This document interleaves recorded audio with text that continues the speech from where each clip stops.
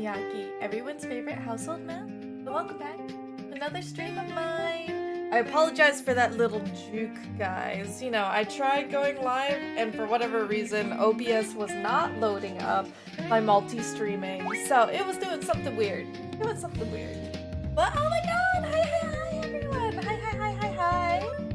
How's everyone? How is my mischiefs? I'm looking to the right, to the left, to the right, to the right.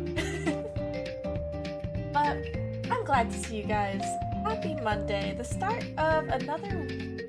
Although, to a lot of people, at least I guess people who live in the US, there is a kind of like a 3-day weekend for some peeps for the workforce, because it will be 4th of July this Friday. So hopefully you guys actually get some time off during the summer as well.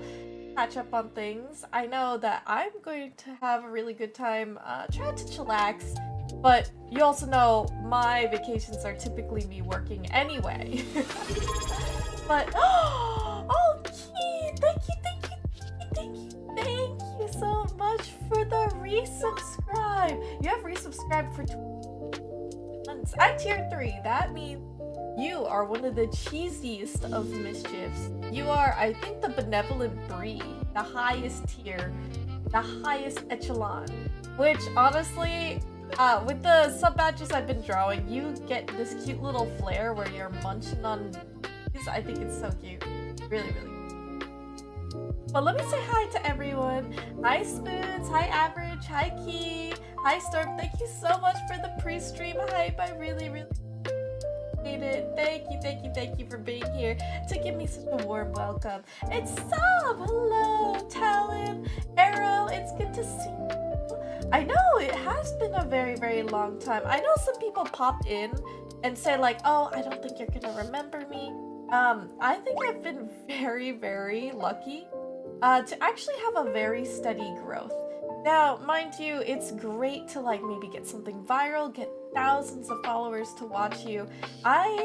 In my earlier years of, you know, doing content creation, actually, I popped off on TikTok when it was first coming out, and I got scared. Because so many people's eyes were watching me. I didn't know exactly how to capitalize on viral videos.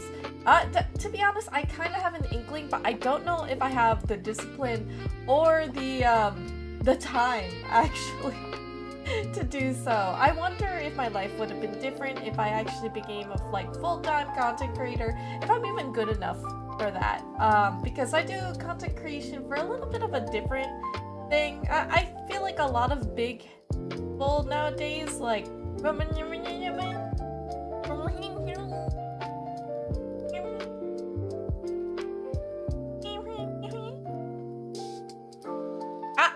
oh, thank you. It's a tad loud. Okay, it's good that you told me. There you go. That should have made it a little bit better.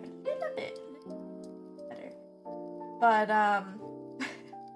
Helen, I always remember you every time that you pop in by, and it doesn't matter if you've only been here, like, you stop in every 5 months or something. The thing is, if a content creator grows very slowly, you tend to remember the people that are along for the journey. Yeah, whether you're just a traveling merchant, that, you know, your traveling party gets to see every now and again, it's, I remember. I do. When you get swarmed by, let's say, in our imaginary world, swarmed by villains or swarmed by loving and adoring followers, let's say, in like some Renaissance D&D campaign, it's hard to remember everybody's NPC, right?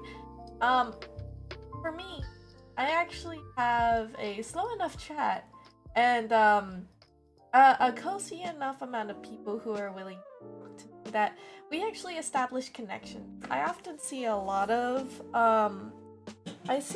content creators, and actually Chumbubs talked to me a little bit about this back in their day, that sometimes it's really hard. She remembers all of the OGs, but definitely there are still wonderful people in this of, you know, her community. And not to say all of the fans are like not memorable. It's more so like there's only so much. There's only one of her. There's only one of me.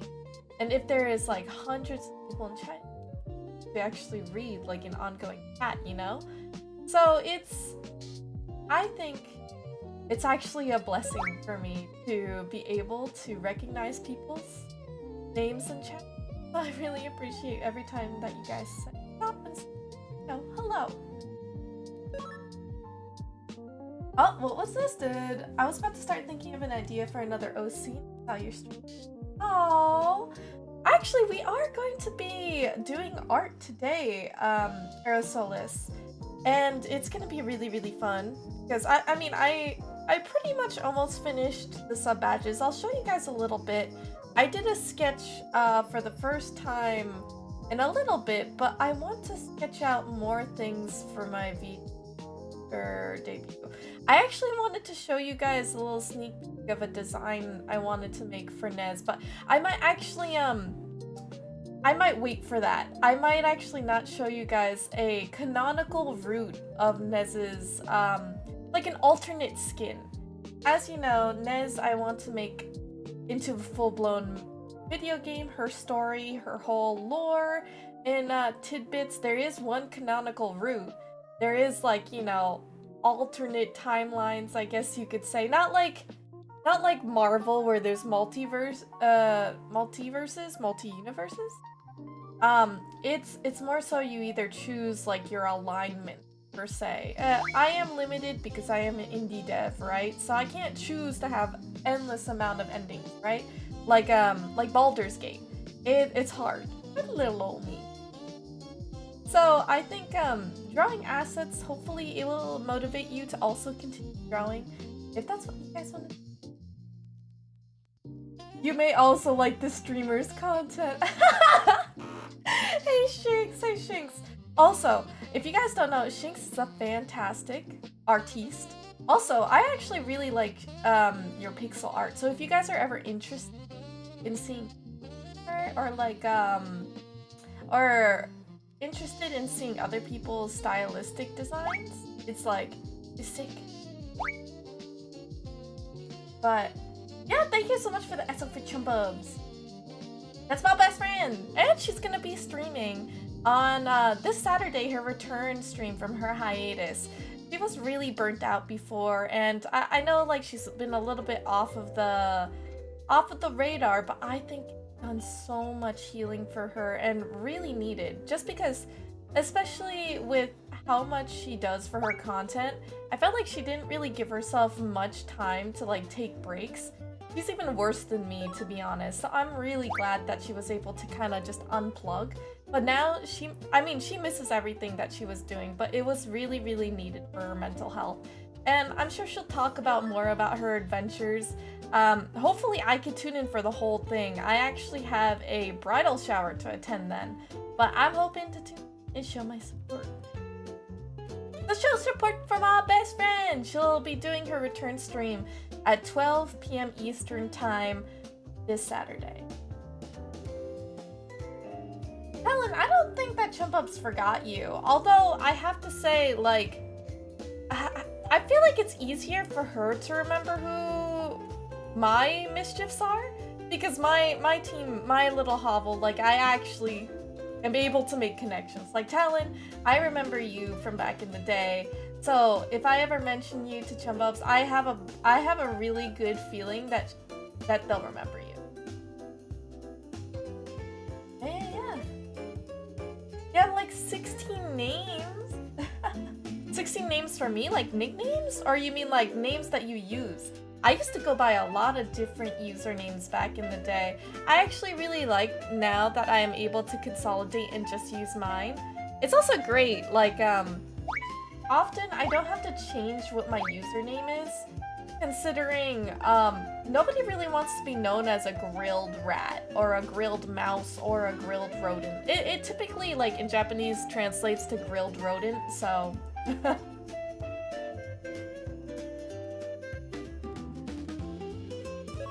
Ironic you mentioned that. You just got Aspirate for the Steam Summer Sale? Yeah. Aspirate is fantastic. I personally have not used it, but I know a lot of artists that do for video game development. Yeah, she definitely needed the hiatus.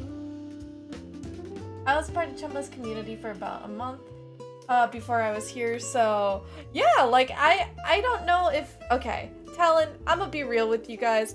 I won't remember exactly when you came into my community because I've been doing this for 5 years. Unless you did something undoubtedly crazy, like broke me. Like, I remember Sob because Sob was like one of the very first followers that I've ever had. Honestly, Sob, you might have been one of the first few before I became an affiliate. I'm not entirely sure. I don't count Spoods because Spoods is an actual real friend. So he's actually been here like from the get-go, like 100%. I think Sob, I also really remember because he decided to, like, you know, give me a follow, little old me, and still to this day he's here. He reinforced our friendship, you know? Oh, but on contraire, Shinx, sorry, I'm trying to eat this really thick smoothie. So a lot of you guys kept saying it's not a real meal. This is true, but I'm actually trying to cut back on calories. Not...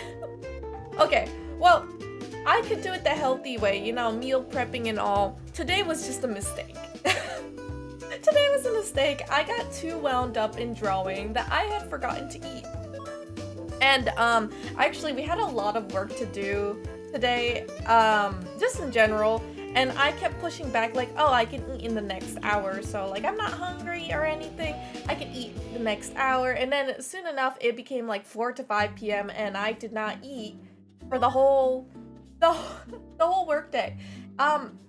That's one of the really big problems with me, is when I get in the zone for working, and I felt so productive today, guys. I've actually been struggling, feeling like I haven't been doing enough, but not... I've come a long way from therapy, where I would beat myself up so badly that I'd have vicious anxiety shakes if I didn't do enough, like meet my own unrealistic quota for myself for what I should do for both work, for my own achievements and projects, and like professional career development. It was tough. Like, could you... It was really a hard thing for me to break, to understand rest is just as important, and my body is really paying the toll or the price for it now. Like, in college I used like medicine to help me stay up through the nights and whatnot, but it really, my body cannot take that, which is why if you guys see me being a little bit more iffy on my streaming, I'm really taking my own physical health seriously. Because I used to push myself way too much. Yes, cutting back does not mean no food. I have been eating actual meals. It's just more so like, how should I say? Today was kind of one of those weird days that I think I got the high off of working. I haven't had that type of vibe in a really long time. Oh! Thank hydration, so something not of the smoothie variety. Thank you.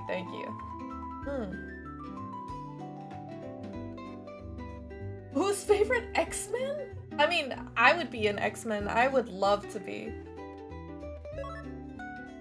Exactly, Shinx. How could I not remember you? You're also technically before Day Zeros. Raise your hand in chat if you guys are Day Zero fams. It's Spider, Shinx, I think Jam, maybe? Oh, no, Jam was not, actually. I met him in, what was it, senior year of college, and I started, like, sophomore year of college, so... Yeah. Spider is a holy grail. He's been here forever, and I'm so proud of that. You're such a great friend. Okay. Can we get some mischief love for Spider? I don't think a lot of us give him his honor that he needs.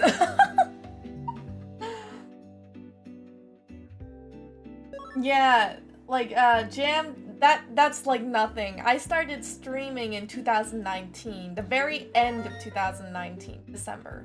So, like, Spider beats that by a long shot. I'm gonna start pinging you in mod chat for on stream days. Yes, that might actually need to happen, unfortunately. Let's see, 16 games for me from other streamers. Average peanut butter, PP. Oh, PP is cute. Peanut butter, average peanut butter, ABP, as peat butt. What is that? Erdis butter, nut butt. That's kind of cute.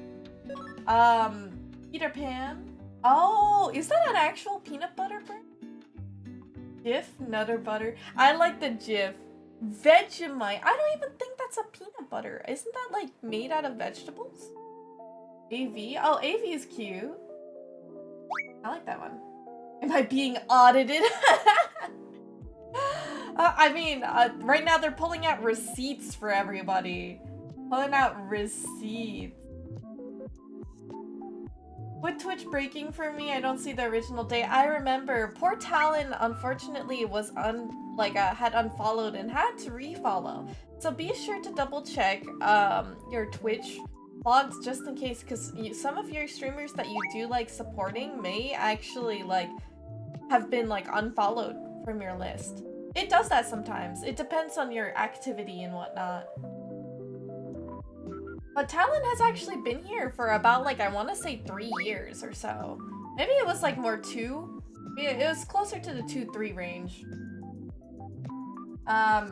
Yeah, that's what I thought. Talon, I'm pretty sure you have been here 3 years, but I don't remember the exact... Yeah, I don't remember the exact date. Okay, good. That means my brain is still working. It's kind of hard for me to even think that I have been streaming for half a decade. And that's a long time. That's a long time. But also, give a pat on everyone's backs, because for those of you who have been here since the beginning, for me to have had the honor of getting a banner from Tiltify saying I've raised over 10K individually, like, we have changed. We as a community have physically changed people's lives. They may never know where that money is coming from. They might only know, like, Girls Make Games scholarship that, like, sends people to college, like the young girls that can become pioneers in the gaming space. They may never know where that money is coming from. And albeit we don't need the recognition. I think the initiative should. But the fact that we did our own part, made entirely, like, Plaguefest, our own community itself has raised so much charitable donations to help out some people that are in need for that money to achieve their dreams, guys. And, like, if you think about it, the 5 years, the 4 years technically of Plaguefest being alive, it's still a small thing that not many people know of. I wish it could become bigger. I would need, like, a whole team for that. I actually need to start planning it for this year too. We kind of got a system going on, but I am so proud of us, because I could say that my community, my little corner of the internet, is so generous, so giving, so kind, and that we did it all ourselves, guys. We did it all ourselves. And you guys can put that on your under your belt too. Yeah. Oh, you adopted Sob? Wait, really? Wait, what did other people call you, Sob? Wait, have I been saying your name incorrectly this whole time? No, please don't tell me that. Oh my gosh. You broke your back glass of your phone? That's tough. Does that mean you have to go to, like, an iPhone repair or, like, Samsung repair, whatever phone repair house? Tough. You are just a baby, Arrow, but don't worry. In time, I'm not going anywhere. You'll be a wartime veteran, definitely. Yeah, so Chumba is definitely not gonna forget about you, Talon. Definitely say hi, because I believe she's probably gonna cry. She's probably gonna cry on Saturday just because it's like you weren't able to see a lot of your friends, you know? And she really, really loves her community. And so it's like coming home and getting a surprise birthday party of all people that love you. You know, I think that's what it's like.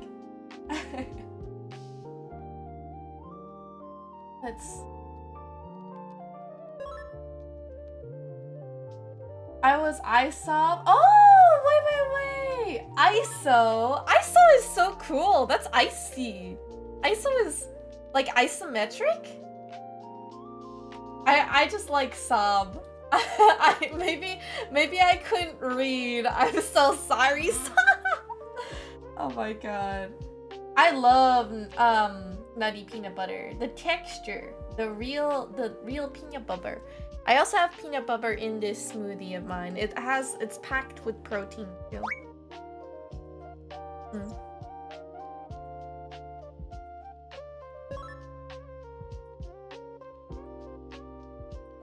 Oh, it's okay. Average. Hold on. Don't worry. Your sacrifice is not in vain. You're actually helping me stay alive, okay? Remember, you told me I needed food. You are my sustenance right now.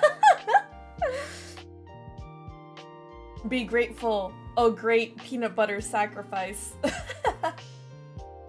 I am super duper hyped. I don't know exactly what she has planned. We haven't really talked shop about that. I really have just been catching up, just being her friend, you know? Like, there's a lot of things. She like completely unplugged from the interwebs, okay? And I respected that. I know you guys have asked multiple times how she's doing, so you guys kind of know, like, I've been letting her drive her own course, and I think that's like a very healthy relationship or friendship. Like, at least for the both of us. We don't have to be in each other's DMs every day, but we know that we love each other like sisters and twin flames, you know? So, but enough talk, because I want to do some art. Let me go ahead and get this set up though. Talk to me, guys. Okay. There's a lot of things I wanted to talk about today, and I feel like it's just a good vibe overall. Today, I feel like we can talk about anything your guys' heart's desires. For me, I actually want to talk about some existential stuff. Like, I feel like when you become an adult, time goes by really, really fast. I just made the realization has been more than 3 years since I graduated college. And also, people are calling me old. Like, I don't think 25's old. I'm literally in the middle of my 20s. And like, when I was 21, that was COVID time, actually. I spent my 21st birthday in COVID, and that made me really, really, really sad. But, you know, I had a great time with my family and whatnot. It wasn't like nobody cared about my birthday, but it wasn't the same. I typically have really large birthdays to spend with my friends, whether it be at home, whether we actually go somewhere like a pottery making class or something. It's typically at my house, right? And I want to keep the magic. I think people who, like, you know, do a lot of parties or actually romanticize, and that word has been used so much. I know some people are like, ew, why do you keep saying about romanticizing your life? It's like something that's been used a lot. I think in more like the female spaces, like, romanticize your life. Like, you girl got this. Like, you need to like shape or manifest what you truly want out of life, you know? And I agree wholeheartedly, but it's I feel like maybe it's not a word that's used for guys or to describe guys' lives. I think for me, thank you for your headbands, I appreciate it. Hey, Justice, it's good to see you. And Desperado, it's good to see you.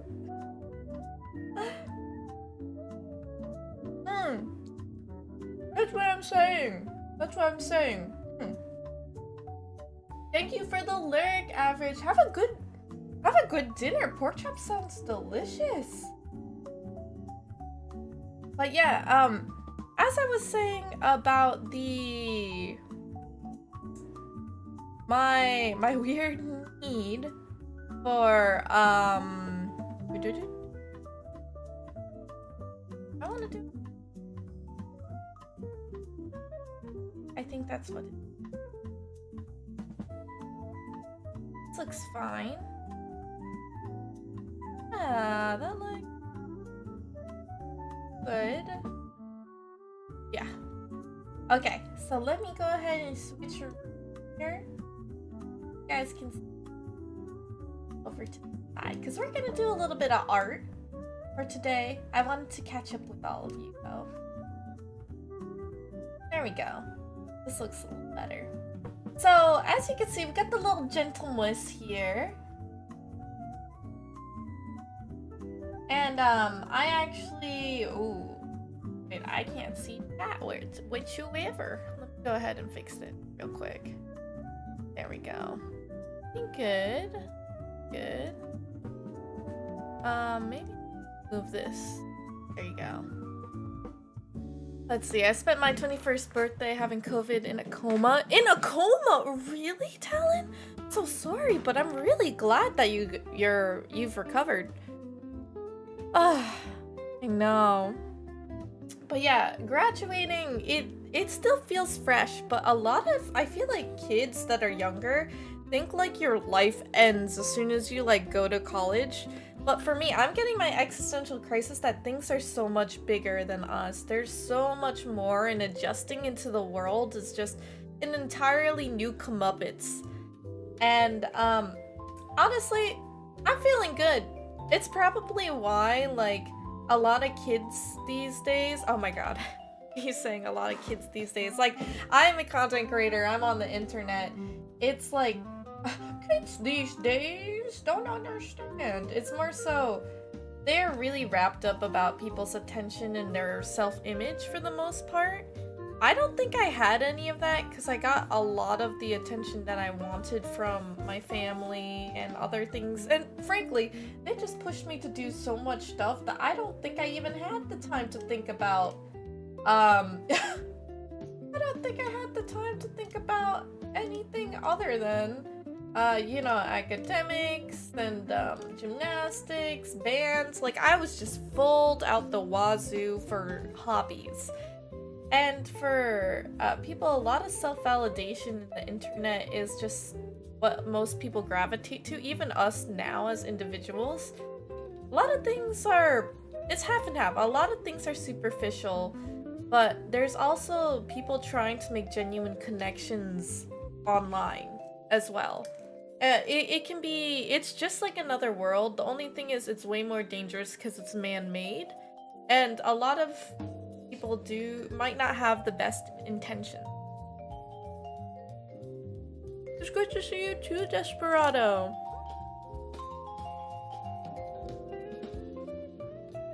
And Talon, I actually had a really good friend. Actually, in fact, I'm gonna be real with you. It was my ex. My ex in high school, which now feels like eons ago, really did not want to make it past 25 either. He was very afraid of just living past and getting old and senile. He felt like it was just withering away and your good parts of your life is just past you. There is beauty in every part of your life, and you know, most of the time it's way easier because it's not as scary when you have somebody. And I'm not saying like a partner, because believe it or not, I actually got a little scared about this and I weeped a lot. Your partner should be there for majority of your life, but you also need friends, you also need family, and it doesn't need to be blood relative family. members, but people that you identify that also got your back or are precious to you in some way or fashion. And the reason being is, I'll take my grandma, my Lola, for example. Her love of her life had unfortunately died very early on, and I never got to meet him either. So right now, it's already been more than 25 years without him because of unfortunate circumstances. The person that's supposed to be your ride or die or your tag team partner forever you might just have the bad luck. Maybe it was his time or their time, but has found so much love in her in other facets in life, and she's strong as ever. And to be honest, she's very much an idol for me. So I want to say that even enough talk about like a forever partner.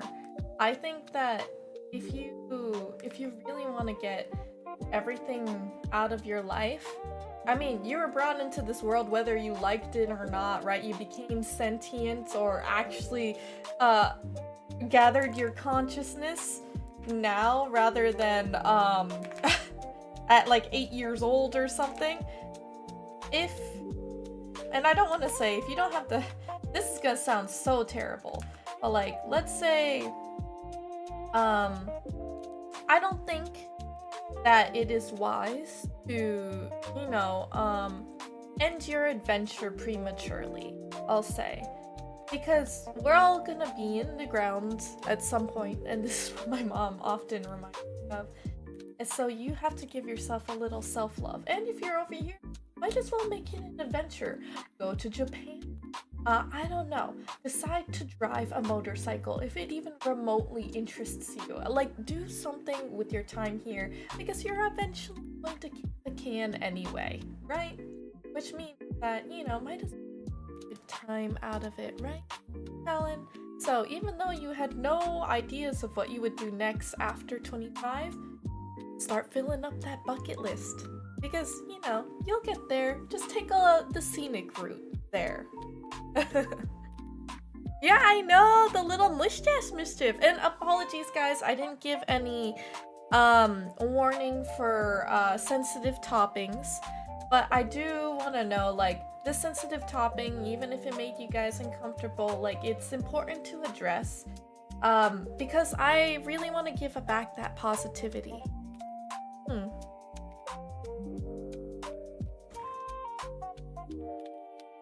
And I hope I inspire you guys. Like, you guys inspire me all the time. Why else do I keep streaming and seeing you guys all the time? You guys are like my bread and butter and like make me smile every day. And I wanna keep more. Like, you guys just make my life sweeter. That's the state of the matter, because I can do this for however long I want to, right?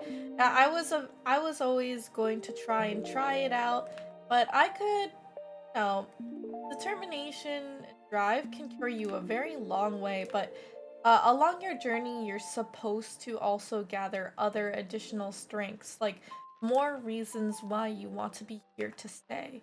Otherwise, a lot of the big giants like Jacksepticeye or Markiplier wouldn't be around for this long if it wasn't for their fans or for the momentum, like what they're feeling in life, because things change. And, I'm gonna be so sad for the day when, maybe the next generation has to come up and, I don't see Markiplier's posts as much anymore. Oh, that's me. I'm not gonna say it's gonna destroy me, but they left a legacy that we can always rewatch again and again. The crisis kicks in when you lose purpose. Sometimes you need to do some reflection and remember why you started and the reason why you wanted to. And I actually had a moment of that. I don't think I was entirely honest with you guys, but in the midst of my health actually decreasing, I thought that streaming was actually really detrimental to me. But also, there was a point in time where I didn't get as much support as I would have liked. from like the people around me for streaming. But, you know, rethinking about why I wanted to do this, why it made me happy, who really impacted me in the community, stuff like that. It keeps regrounding me.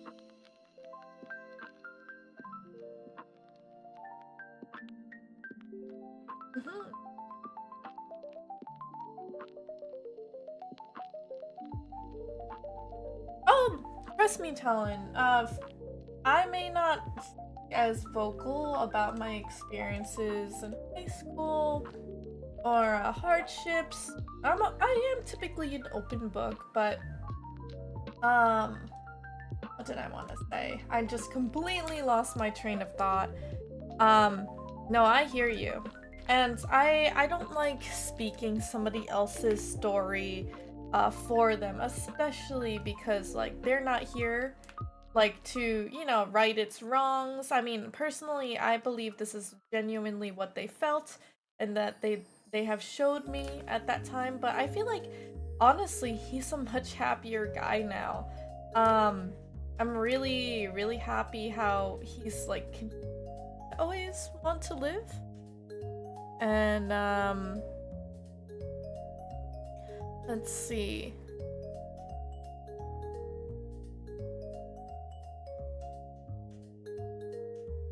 Four years old! Talon! That's a little... I want to say that is a really aggressive or really shocking number. Because I don't think I remember any memories from 4 years old. Did you have like a really defining factor?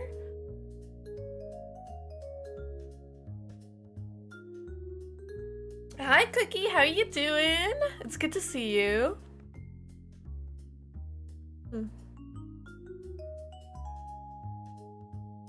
You know, I was part of the team that actually didn't watch Unit Honest. I kind of regret it, but like, I don't know. I just...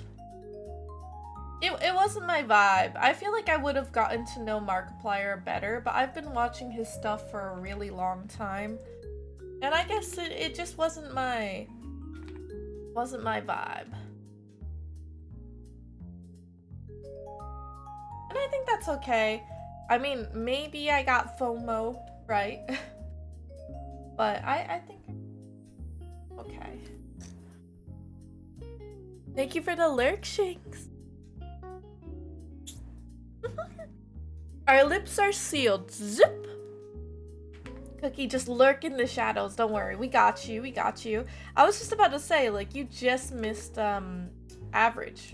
Average is going to be eating pork chops, I think. But how are you doing? Have you been playing any good Roblox games at all?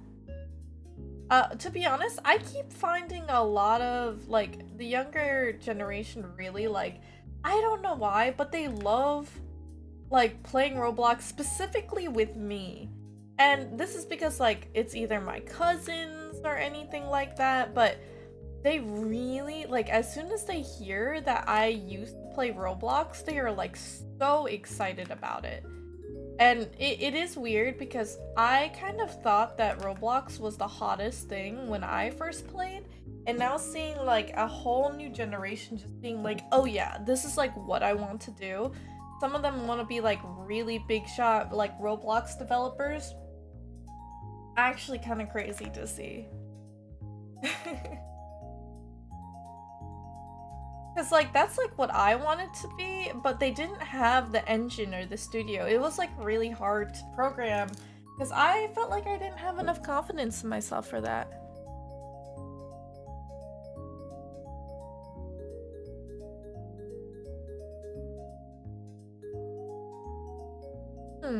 I think Talon, it's okay that you had that mindset because you were a child. You didn't have like the previous knowledge. Like when you're 4 years old, I don't think it truly dawned on you like what it means to pass away.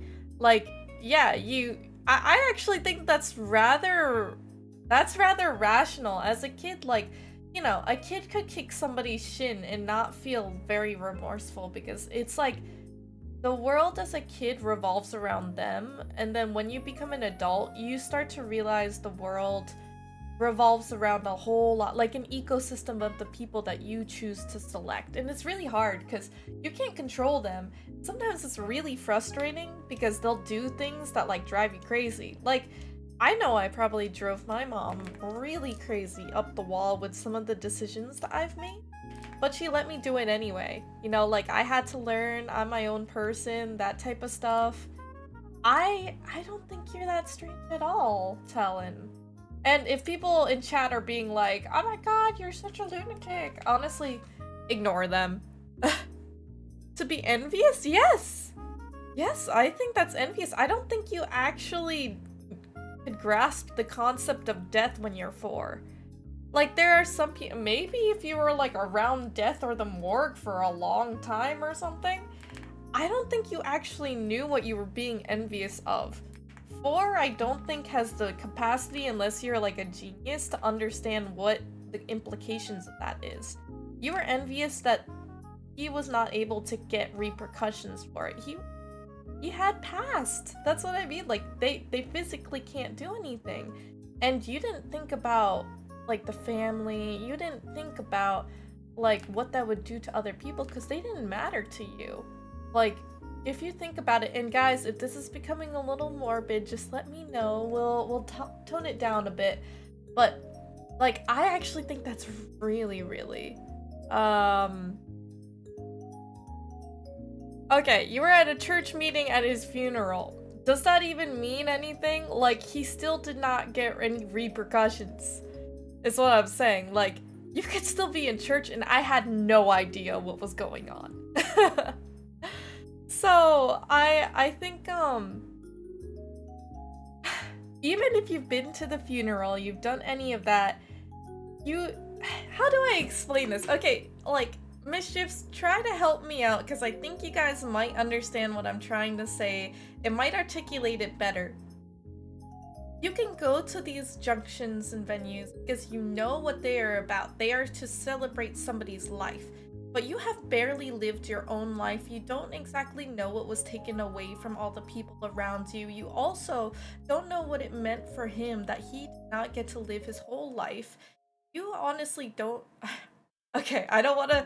When I say you, I feel like that sounds very accusatory and aggressive. What I mean is, when you're 4 years old, what do you even know about life? Do you know what you're missing out? Do you know what you are, like...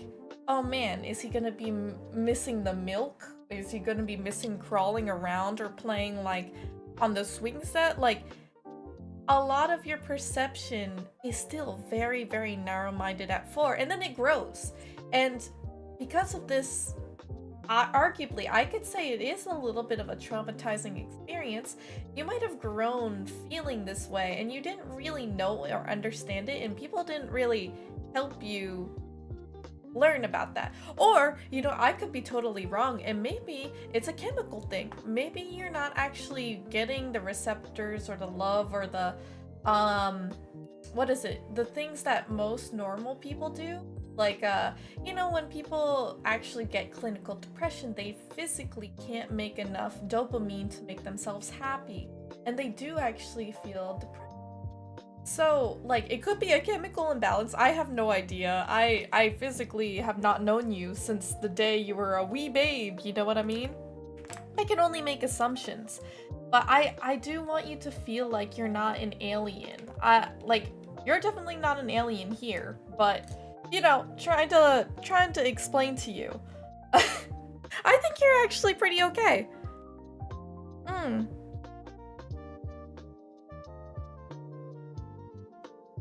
Yeah, Desperado. I think, do I call myself spoiled? I don't know if I'm exactly spoiled. I will actually say that. I don't think I was exactly spoiled, because I have a very genuine drive. I have a really big vicious drive to, like, prove myself, but also to work. I actually enjoy working way too much, and some people think I'm weird for that.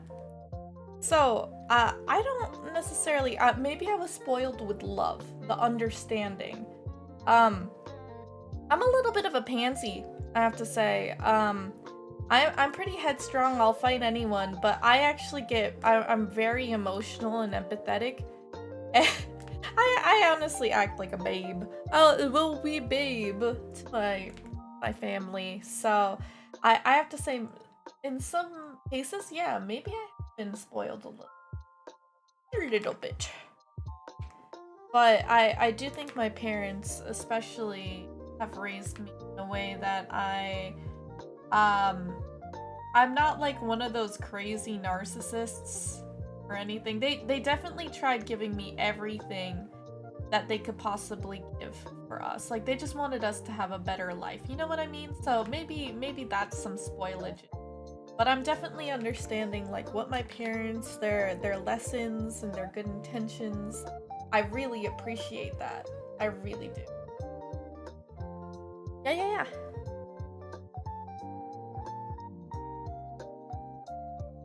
Maybe Talon, you just really don't like attention.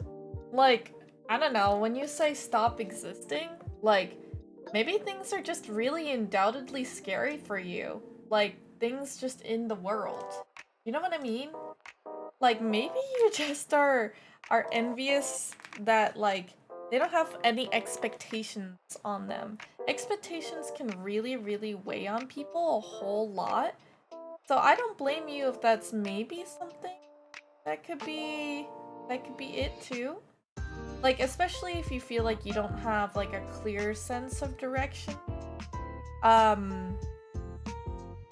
Often it'll be like, oh, it would have been just great to like I think when I'm sad, I have those moments where I wish that I could disappear, and honestly, not in a very, very good way. I have definitely had my moments where I have said I wish that, I often wish that I didn't have to, like, it would be such a sweet release. And to be honest, it's because I think things are a little too hard for me. I'm saying it in a very nice way, to be honest. Just trying not to get super duper Debbie Downer on you guys. But definitely, if any of the people who know me in real life will know that I think I have had a really wonderful and blessed life. And it's still gonna keep going like that, but I've also had some really, I would say, some really messed up things that I don't wish upon other people to have happened to them either. So, you're not alone here, at least. And I, for one, that it's really great that every day you come and see us, Talon.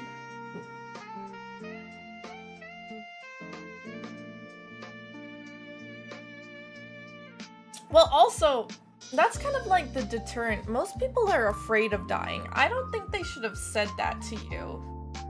Like, oh, you can't do that because you go to hell. I mean, yeah, it would probably help you. But I don't know. I feel like that's a little bit more of a fear-mongering. I feel like they should have maybe nurtured you a little bit better. But, like, what else could they do about that?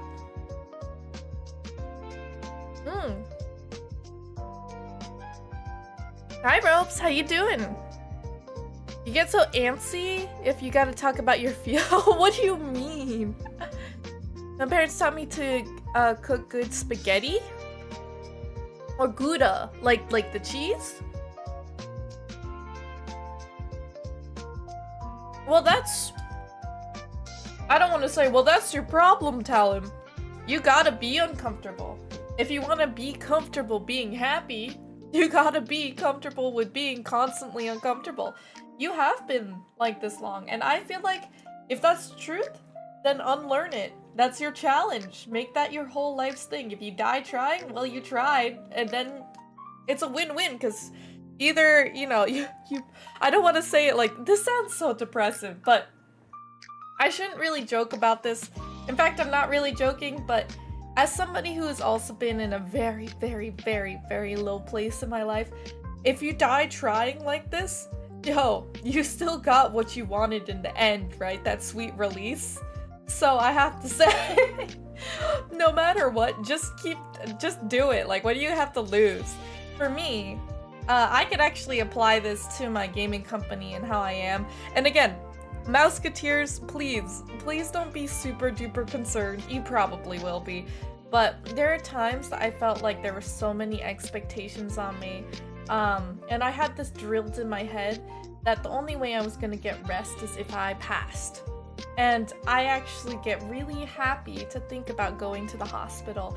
I get really happy about, like, because I felt like I had an actual final valid excuse if something was physically wrong with me. Let's say if I was dying. In game, of course. But physically, I felt like the sweet release would be so great. And you know what it is? Like, it's gonna be a win-win for me. If I die trying to make my gaming company dreams come true, that's fine. It's a win-win. Oh no, Storm, no! Don't be so... Oh, it's okay, it's okay. I will eat. So the Gentleness is actually really great. Good defining base. We got the normal Mischief base. We got the baby Mischief base. We got the pirate, which is now colored in as well. We got the Gentleness. I actually colored in the king, which looks really, really good. We got the little sparkles, very plain but very nice. And we got the cheese munch, which I think is super cute. So for example, with the king, looks like you guys are eating cheese. I love it. With the Gentleness, looks like it's eating cheese. The pirate, the baby Mischief, it's so good. So what we still gotta do here is the spelunker and the bunny. So I'm gonna actually finish the bunny because that one looks easier. Let's see. Oh, the little cheek rubs! Gag! Welcome, welcome! Oh, no, like good with an Italian accent. My nose is clogged, so I don't think I can actually make an Italian accent. Just period. What?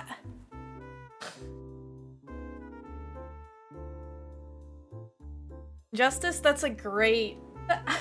I should not be... Okay, I love encouraging all my mischiefs, but at some point, I feel like I'm a little detrimental to them too. Because I was just about to tell you, Justice, that is a great idea. Be so spiteful of everyone in your life because of people who've wronged you, and use that fuel to make yourself go through life. I use that, and to be honest, I've only recently let it go because I ran out of juice. You'll need something else to also further motivate you. And don't worry, I believe in all of you guys. I hope you know. Oh, thank you for the headbats! Thank you! For Shot Alley, thank you. Appreciate it.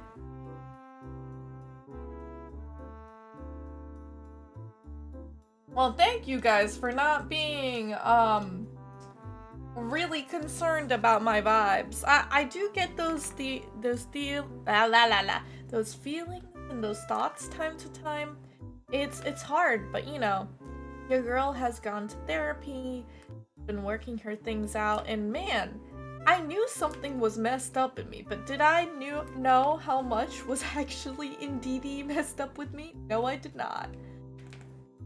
But doesn't mean I'm broken.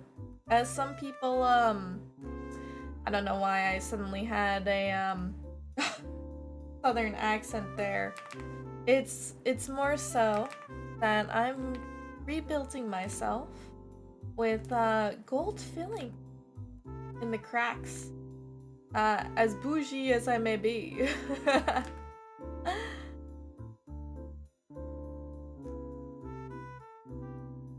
You know, I actually thought about this, guys. Would you want to be famous? A lot of people essentially have no privacy when they're famous. But also, like, I think I'm a diva. Just ever so slightly. I think I am, because I love the attention. The only thing is, I'm thinking about what it would do to my children. when I have them. Like, that might not be great. That might not be great. And so, as I'm thinking about it here and now, like, if I get famous, fantastic. If I don't, I think that's also fantastic. It's fine. Either one.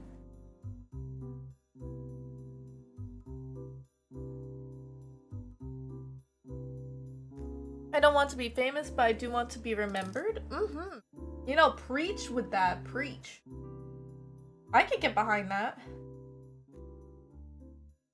The little grass nubs on the cards look so cute. Make sure it's little. What if I became Hannah Montana? The best of both worlds.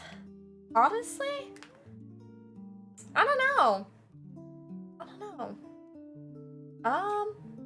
It would be kind of cool to live that life. Technically, I did. It was kind of interesting because when I was a cheerleader, a lot of people, like, yeah, they knew my major, but they didn't know, like, I was a game developer, or they didn't know any of that type of stuff, that I was winning awards. I had a double life as a game developer, but was, like, a cheerleader. Same thing with, high school. Like, actually in middle school, this is gonna sound so wild to some of you guys. I had a double life. On Roblox, actually. So, I had my school friends, but I also had my, my big pack of strictly online friends, which was also a love triangle, mind you. Maybe a quad, maybe a love quad? Because now that I think about it, it was like 3 people who liked me at that time. And it was actually really wild, because, like, it felt like I had to live 2 lives. Not that I was, like, catfishing people. They knew exactly how old I was. It was more so, like, not that I was, like, the cool gamer girl. It's just, how do I explain it? Like, I literally had 2 very different, separate lives that I was living. So, no, if anything, my heart was broken many a times. Guys, okay, I feel like this is gonna be terrible, but feel free to guess how many exes I've had, or how many relationships I've had. I'm very open about talking about this, because I don't want to say all of them were failures. It's more so, like, I feel like a lot of you guys can maybe learn from my poor mistakes.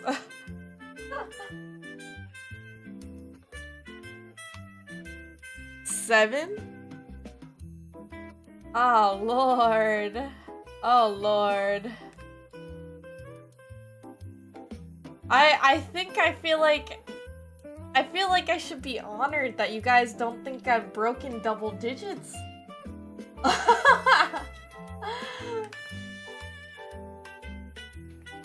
I mean, okay, how many people? I feel like, To be honest, now I feel like I'm doubting myself. How many people did I date?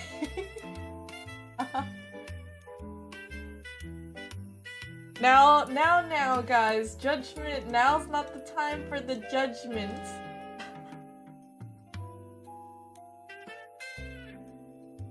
I need to redo this one. This one looked a little too weird. Let's do it here. Let's see, we got a 14. Oh, you're the final boss of Scott Pilgrim. Oh my god, stolen doubled. Oh my god. What point do we really count dating? This is also a good question, because some of you guys might be like, oh yeah, Nets, you didn't even like date these for a long time. I will have to tell you, and some of you guys will be like, that's not being a victim, but like, I believe I have had friends that were just waiting for me to be single, right? So, a a lot of the time I would be absolutely like a wreck, and then people would try and the savior, and me being a broken little bird, being overwhelmed or love bombed many a times, would fall for this charade again and again and again. So it's a toughie. It's a toughie. But I definitely believe it's probably 14 to 15. I can't really remember. It's been so long. And mind you, I started dating when I was middle school. And you guys can tell me if you don't think it counts, but technically my very first boyfriend was ding ding ding, a groomer. So, I know I'm laughing now. It's just because I think I may have told this story already. And it's in the past now. He really did a number, to be honest. I think I have a lot of traumatizing issues because of this guy. To this date, I might actually to this date, I sometimes feel like I may still have a target on my back, but who knows? Let's see. Not being able to remember is a side arrow, please. Oh my god. Actually, Justice brings up a really good question though. Like, what do we count as dating? Can I get people's opinions? Because it actually differs quite a lot to some people.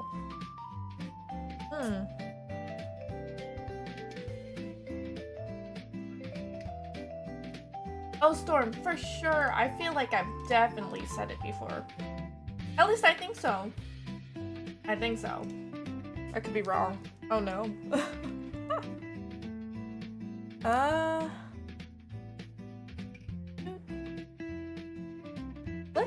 Let's give this a little bit more, because I wanna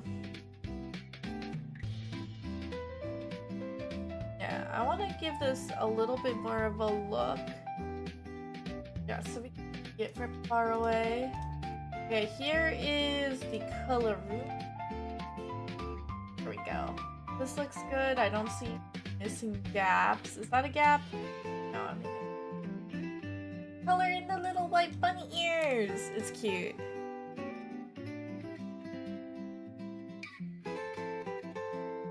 Let's see. At least two. One feels more like you're getting to know someone. You both gotta call it a date, at least make it easy. So you only need to go on one date for it to be called dating. Is that what I'm hearing? I'm actually very genuinely shocked. See, for me, it's dating when you decide or to officially say that you're partners. Okay, okay. Let's see, a date is just when two people agreed on it. However, it's more of an investment of feelings, time, and effort towards one another for it to be called dating. Okay, okay, okay. Does anybody want to change their answers now that they've heard other people's responses? I'm curious. I really am. I'm a little nosy. I'm nosy.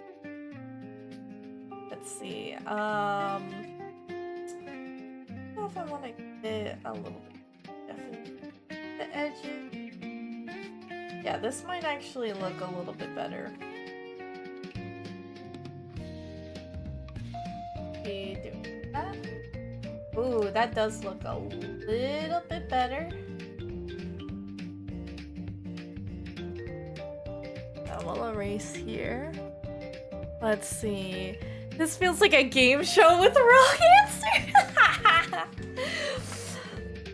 Okay, I wish I had like one of the voice changers, but welcome one and all to the Nezuyaki Game Show with yours truly, your host, Nezumiyaki. Everyone's favorite household mouse here to help you guys meet your match. Now, just as a warm-up, we need to make sure that we lay down all of the groundworks. All of us have to be on our A games and understand the rules of the game, because if any of us are not agreeing to the same terms, whether or not we are in the dating phase, on a date, seeing each other, partners, fiancés, married, you name it, polyamorous, we can give you guys your answers here right now on this stream. So again, welcome one and all. Be sure to chime in chat for your answers to be read out loud. No dating till you're married. Could you imagine that? Oh, your Uwu market's on the way. That's awesome. I haven't checked for mine either, but I stand by my words. But being lovers is when you both mutually put in effort in and feel that you really, really like each other. Okay, okay. So me, dating and lovers are different. That's interesting. That's interesting. I like that. So, from Arisolis _, thank you so much for pitching in your opinion regarding some of the topical terms that are hot topics for all lovers out there in the world. So, as I repeat, they stand by their words, but lovers is when you are both mutually putting in effort and feel that you really, really like each other. So dating and lovers are different. Now if we can get in the chat, either a 1 or a 2. 1 if you believe dating and lovers are in fact two different entities or two different phases to dating and relationships, or a 2 when you think it's actually the same phase. Now, I'll leave it open for the mischiefs to decide. Up. Roby, you are able to phone in a friend to give your answers for you. However, you must provide another answer to the chat in order to do so. We work on a 3-answer basis, so as soon as you put in 3 answers to your terms or your questions here on the Nezuaki Game Show, then you are able to phone in a friend to come to your aid. Oh my god, I love this so much. What is a 30 what meep? You're ruining it. Throw him out. Throw him out. Guards, security. Mouseketeers.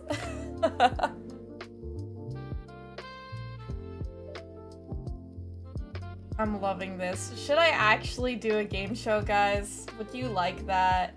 I've never thought of a game show format.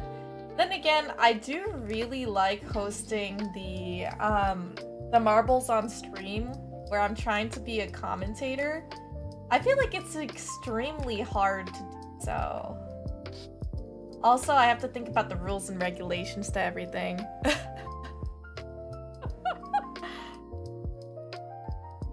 Oh man.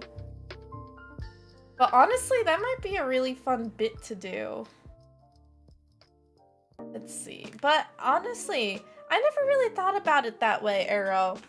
For me, I guess if I was to put in my 2 cents about dating, a date or seeing each other is the process of you going on multiple dates or multiple hangouts. I would also include hanging out with other friends, but if you have a lot of intimate time with another, let's say you decide to go with your friends to the bar, but you guys pair up. Reminder, you guys are allowed to mingle with other people and talk, but let's say you're really enjoying the conversation with this other potential partner of yours, and you spend majority of the night. I would say that is a getting to know phase and to show you're interested. But then if you keep going again and again, this is when you're now starting to see each other. Not to be mistaken as dating, because dating is when both parties do understand that they are interested in each other. They're not just flings, not gonna be one night stands. I think it's genuine, like, oh, I want to see you, want to be a little bit more exclusive, unless otherwise stating. Because if you're more poly and you want to other people, but also express that, hey, I really like you, I want you to be one of my partners, that is when you start entering the dating phase. It still can be exploratory. I think the dating phase has multiple phases. The honeymoon phase, where everything's still really exciting and new, the chase is still there. Then the next couple of months is when you guys will actually start having the rose-tinted glasses come off, but then it's actually genuinely feeling if you're comfortable with the person. you know, if whether or not they could be a person that makes you laugh, you could become best friends with them, or you start to find more things that maybe you don't really like about the person. You know, maybe seeing more of their true self. It is rare that the person does not actually change, they were just being genuine, but there is a courting phase, you know, and sometimes it becomes a little more toned down. Now towards, I would say maybe like month 5 or 6, this is where I believe, Arrow, this is where you say the transition to lovers may actually be, where you genuinely love each other. You guys are now starting to think of anniversaries, now starting to think about planning each other's wonderful acts of love or services or gifts, really focusing on love languages. I would say this is when you actually are getting more emotionally invested into your partner. So I wouldn't say the dating and lovers phases are different. I think that it is a different phase of the dating portion.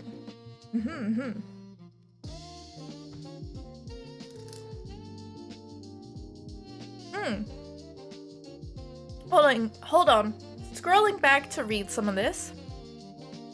Awesomeness, I don't remember saying this, but mine and Cup's dating anniversary is coming up. That's so cute! That's amazing. Are you doing anything special for her? Considering I love to watch Family Feud, I could see Mischief Mayhem happening. That would be great. Oh, it's so cute! Yes, Cookie has been here, lurking in the shadows to surprise little you. There's 2 of them. I got hit with an ad, so you missed all the advice. Oh no! Scrub back, guys. Of course, you guys can watch this on my VOD channel.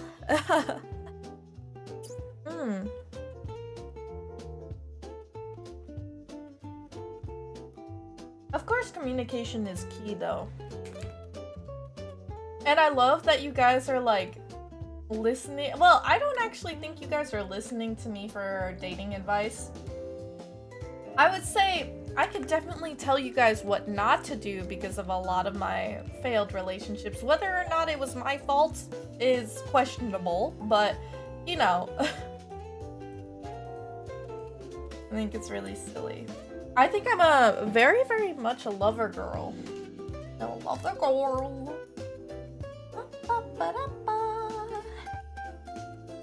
So we got the little pink. We got a pink. I make it a little bit more on the rosier side.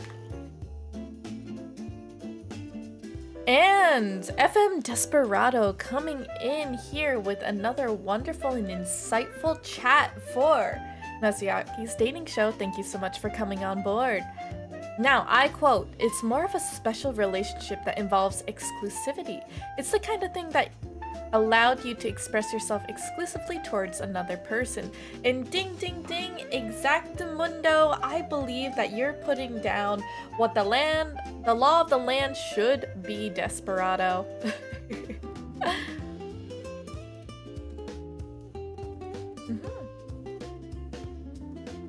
Oh, you know, it's a thing that parents need to actually like warm up to you, especially because I think you remembered, if I remember correctly, Average, you mentioned that Cup's or Cookie's parents are Filipino, right?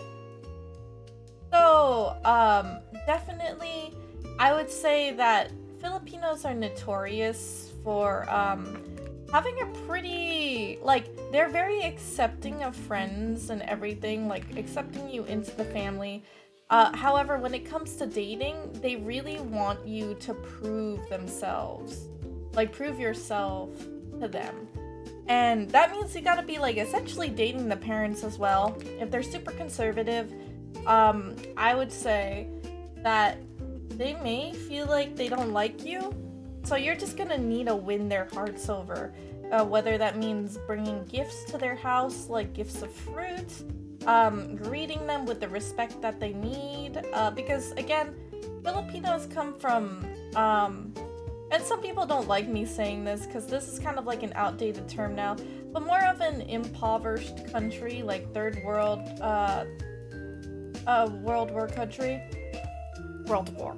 God, I can't speak today. But it often means that they really want a sign of respect that you know that they are either the man of the house or the heads of the household. So often, family members will respect you if you immediately come into their house, you take off your shoes, you greet them, you say, hello, Mr. and Mrs., take their hand or bless or whatever they personally like. You address them first, or you actively seek them out in their house.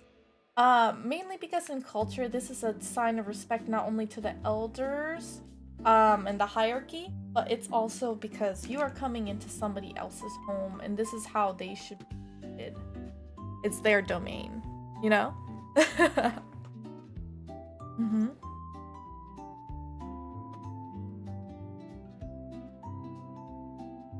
Meep also said that for the house thing too. See, here's the thing. Filipino families also will tease your partner. So for example, if I had a boyfriend and they liked them, they would tease me about my boyfriend. And they would say this because that's a sign of love. But however, they will never do that in front of you because they think it's a sign of weakness. They need to be the authoritative figures, mind you. So even if they don't act that way to you, but your partner is getting that teasing, that means that they do think you're a reasonable prospect. That's what I say. You mean he gotta do the domain expansion? Oh my god. Honestly, like, any Filipinos in chat got some more advice, because my family, I want to say, is very open, especially because I have had a mess of a dating life. So, I think they have learned to be less strict, if anything. And not that they could have controlled me anyhow.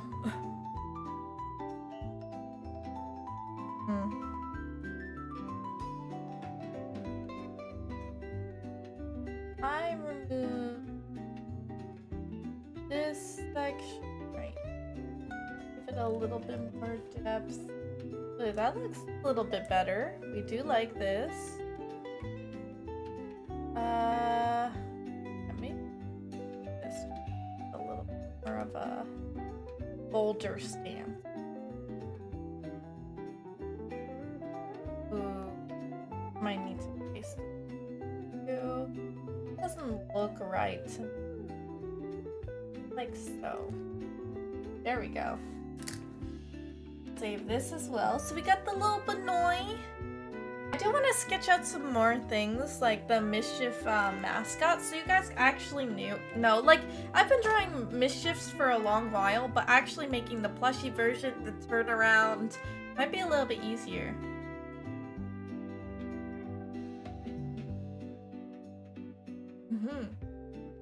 As Desperado had chimed in here, it's reassurance that your parents are putting your well-being towards someone they have trusted. They need to trust you. Because most Filipinos, they want them to be dating for a long time, not just some fling or somebody that's only going to be around for a season or just a year. Thank you so much for the lurk cookie. I'll see you soon. Now all that stuff to color in is the spelunker, and then I'll, you know, I'll probably ship them out, and now I'll have at least a full year's worth of what is it, beautifully crafted sub badges. I do want to color in the Mischief at some point, so they're different colors for each year, because, you know, there's 5-year categories. Crazy.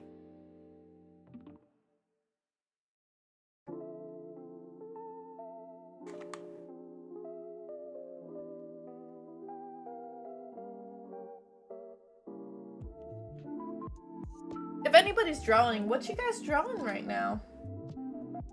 So we got the little spelunker. Taking a little look at the eyes, so probably the face. The biggie belt. The belt's gonna look so cute.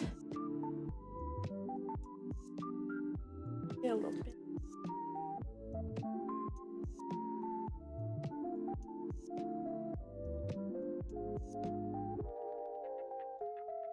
Go ahead and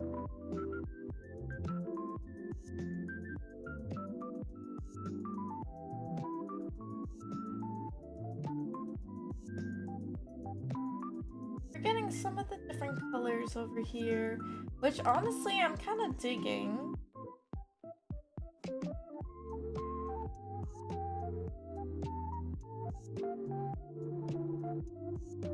There we go. Let's try this. Just erase that bit. Oop. And give it a little bit of a light. All right.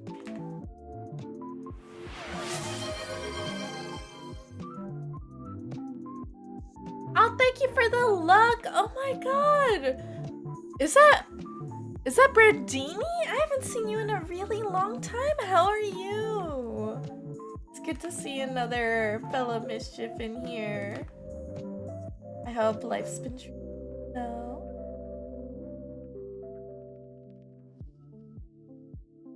There's a lot of mischiefs that have been old-time mischiefs that have been coming up recently. Very, very happy to see all of you. Oh, you know, it's almost that time. It is actually technically our halfway point in the stream where, ahem, I'm gonna give you guys an ad right here. Be sure, guys, to check out using exclamation point ooh to the new Ooh X Nezu merch collab drop. It is cyberware, it is beautiful. There is 8 items that you could possibly choose from little trinkets such as mini standees, stickers, or keychains, to apparel like hoodies, sweatpants, t-shirts, you name it. Beautifully crafted by the artists from Uwu Market. But I'm very, very happy to announce the collaboration because currently for this whole month we are trying to raise at least $700 in sales, because for anybody who is a backer, we are currently aiming for the 2nd milestone. The first one we already hit, which again, thank you guys so much for doing so, because the 1st milestone means we have secured our next Uwu Market drop, and I'm already in the works of thinking about what type of theme we're gonna have. Hopefully it will come in with plushies or many more fun, creative illustrations. But our 2nd milestone, everybody who is a backer will receive a free secret phone background with their purchase. So be sure to go ahead, check out some of the new merch, and just peruse around or share it to anybody who might like the aesthetic, so we can raise more of those funds and get you guys more freebie items to enjoy. Wah!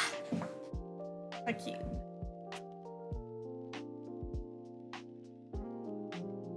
Oh, I'm so glad you're doing great. You've been working a lot, so you haven't been doing much of Twitch. What do you work as, if you don't mind me asking, Brandine? I think,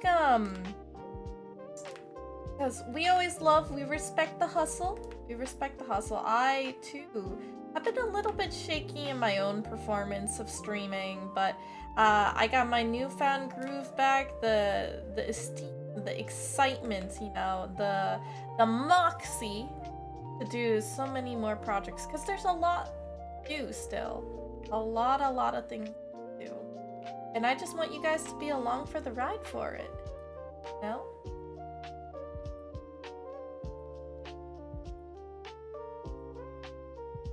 Let's add this a little bit more. Now let's dumb it down. Just add a little. Oops.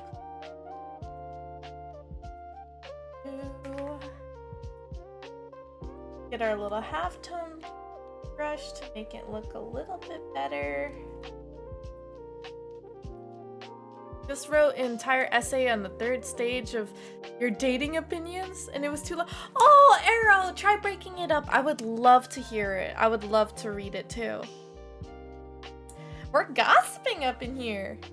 I've done some stuff here and there. You work in construction. Oh, so it's tough. I hope the weather's been kind to you. I don't know if you have a lot of construction as of right now for the summer.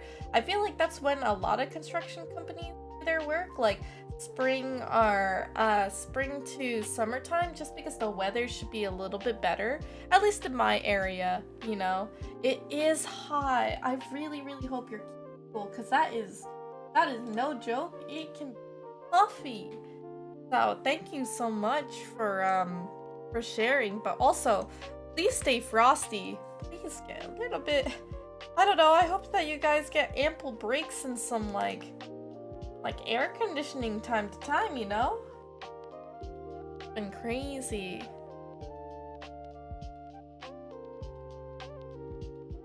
But Brandini, hey, even if you're not smart with math, to be honest, I think the Mischiefs can definitely say that math is not one of my strong suits, despite me being in AP math back in the day for school.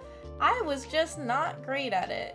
But, you know, we have a lot of different jobs that we could definitely, you know, make our living wage with. Math is important, though. I'll have to say, if anybody's still in school, please, no dropping out. I do think the school system should be a little bit different. And you guys are gonna laugh at me for this, but I really do think that that schools should actually have skill-based matchmaking.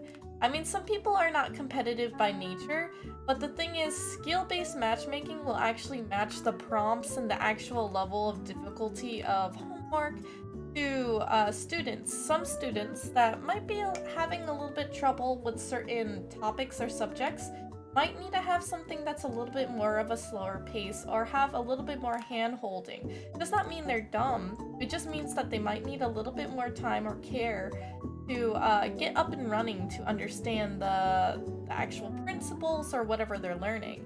However, for people who are, you know, excel in this, maybe they have their own tutor at home, or maybe they're just really fascinated in math and like zoom fly past it, they might not feel as challenged because they don't have enough stimulating, you know, prompts, or they finish things within like, I don't know, like an hour of what they need to do. Some people, it's really hard because these types of individuals for like public schools, they don't get this tailored approach, which means we lose a lot of the people who are outliers in a sense. If you don't like learn at a medium or like regular pace, most ordinary school systems are not gonna benefit you. Get what I mean, guys? What kind of pasta am I? Oh, that's a good question. I'm not really tall, so I'm not like a spaghetti. I'm not thin either. I don't know. Guys, what do you think? I actually might defer to you guys.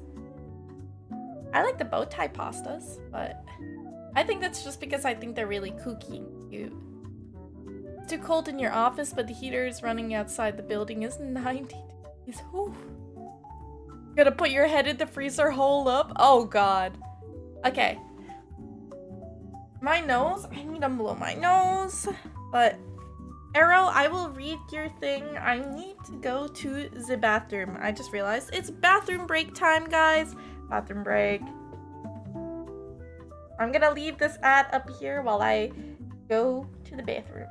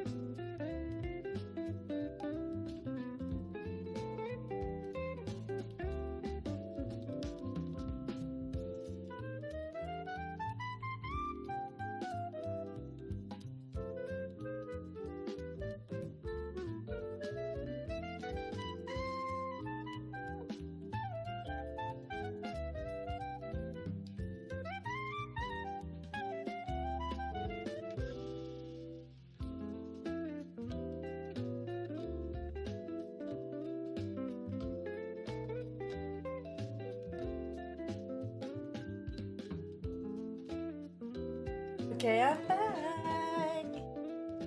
Good bathroom break. Good nose blow so I can finally breathe and talk. I don't know why my nose is getting stuffy considering I didn't go outside today, but you know. Glad to work with people who I've known for a long while, and the boss is a really cool guy. Oh, that's awesome. Let me see. The other two quotes, and there's a third. Okay, wait. Did I miss something? Let's see. I think this is all okay. My other quotes, here's a third. Love after the lover stage. After the decision of loving someone, there's a period of not feeling like you need to love each other and just wanting to. Aww. Not saying not doing anything because the bare minimum should always be there, but random acts of affection, excluding dates and special days like birthdays without expecting anything in return, just wanting to make your partner happy, just hanging out, would be more exciting than going on dates and being completely comfortable with your partner. After this, it would be shorter lover stage and then engagement. Not that I've ever gotten to engagement party, but oh well. Oh, Arrow, I actually really like this thought because while I was explaining my own thoughts about the different stages of dating and how it gets progressively more intense and more, not per se intense, it's more like more committed, more serious, I think is a better way to phrase it. And I would 100% agree. There is phases where now things will almost feel mundane or the same, and this actually scares a lot of people. I think it's a good thing if you guys achieve this because it means that you guys can live your separate lives, but you have secured a partner that will feel comfortable in your presence when you either want to, pursue other things such as like your career for a little bit. They will still support you, but they don't expect, you don't have to expect them doing grand gestures to woo you over. They know they're secure with you. Does not mean you don't do that anymore, but I'm saying you guys have this newfound understanding where the normal is just really comfortable and honestly becomes your new expectation. It's like, yes, I have this person, this is mine. Let's see, school should have a dedicated class to financial planning and classes. I would say for the homeowners, yes, definitely. I did have a financial literacy, but I don't know if that's available in every school. You guys think I'm tortellini or lasagna? I do like lasagna, actually. I think anything that goes well with cheese. Gnocchi, maybe? Let's see. The fifth stage would just be marriage. Oh. The problem with school is that they teach you things that are considered impractical in the teaching of you are pursuing. Adolescence is a unique period of most of us at that stage are figuring of who we want to aspire to be. One moment we want to be a lawyer, then the next thing we want to be an IT technician. If anything, schools should kind of have some sort of open system where you're able to explore many fields, where you can start. From there, you'll learn the essentials from that one specialization. Okay, I do have to say something. I actually feel like my knowledge in this category is a little lacking. I don't know where all of you guys attend school, whether it be in Canada, you're in the UK, if you're in the US, but different parts of US, every state kind of operates a little bit differently. For my high school, I actually had certain curriculums that we were able to choose. For example, I tried a computer science, AP computer science class because I actually really loved programming. Now, albeit I'm not the best at it, we didn't have a game development class, but it was adjacent to explore. We had a big project that was due that we got to choose what we could actually do to show off our coding skills, which could be a video game, you know what I mean?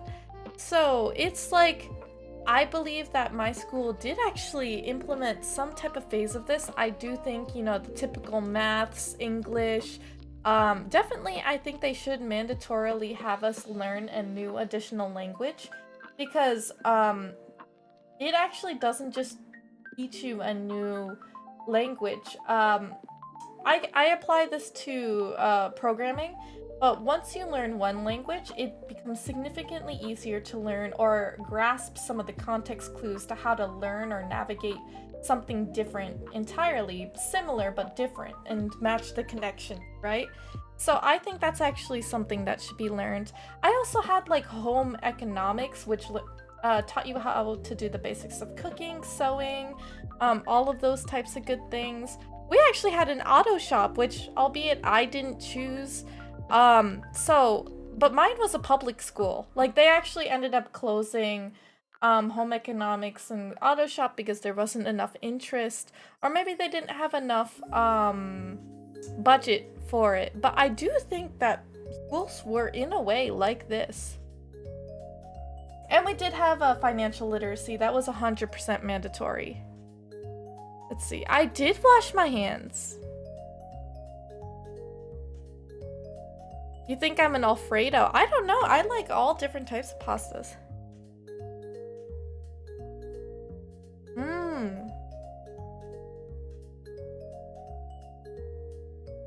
It's a shame not all schools are like the same. You know what I mean? But if they were all the same, then, you know, what if that one person really blossomed at the school but another did not? You know what I mean? There's different schools for different people, just like how, you know, games fit different people's interests as well.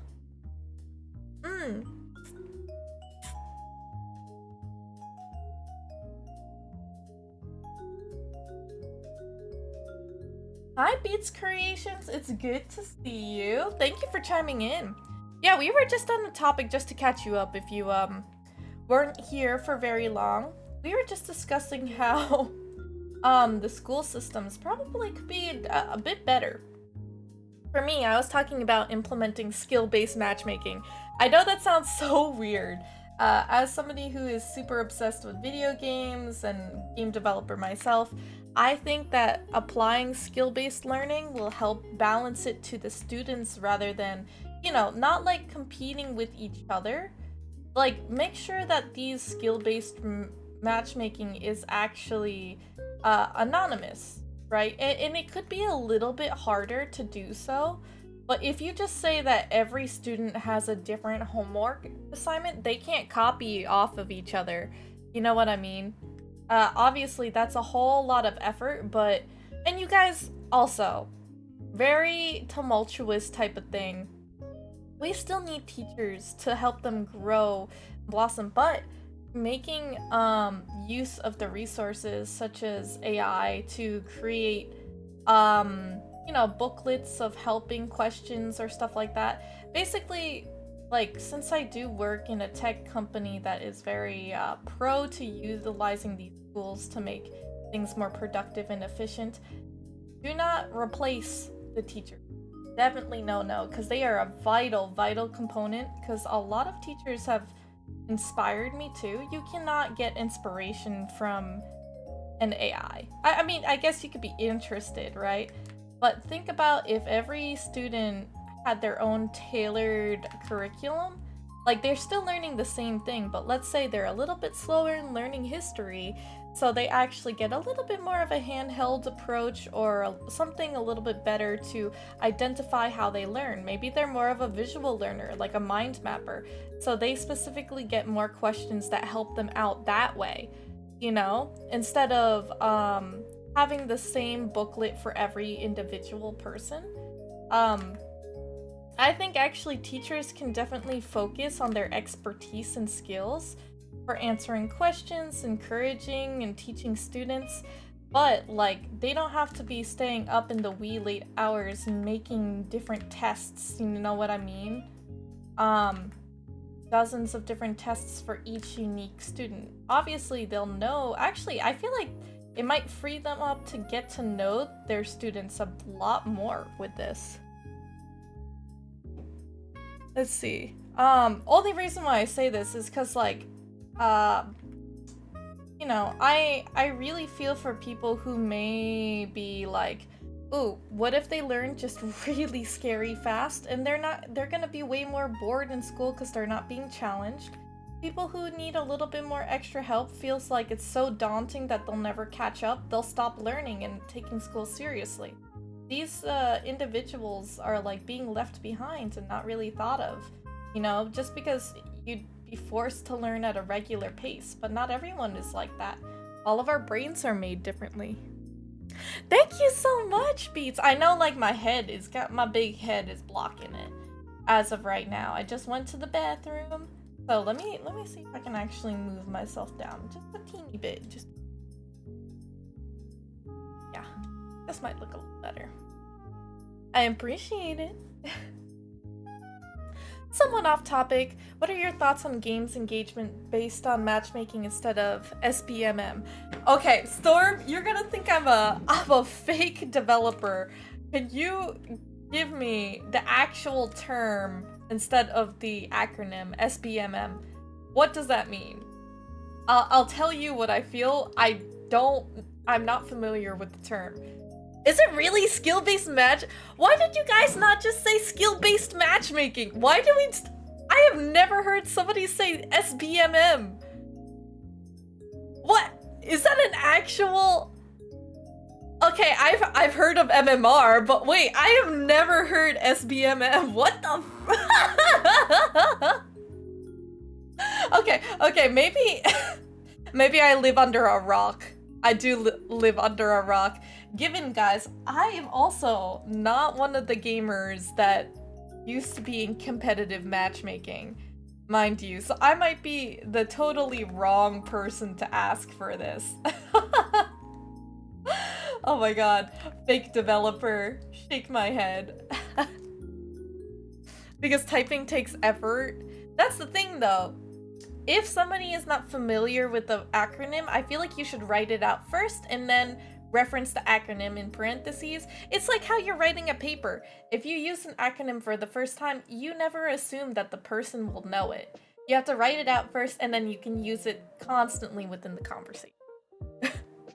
Just a good thing, by the way. Really, really works well in work.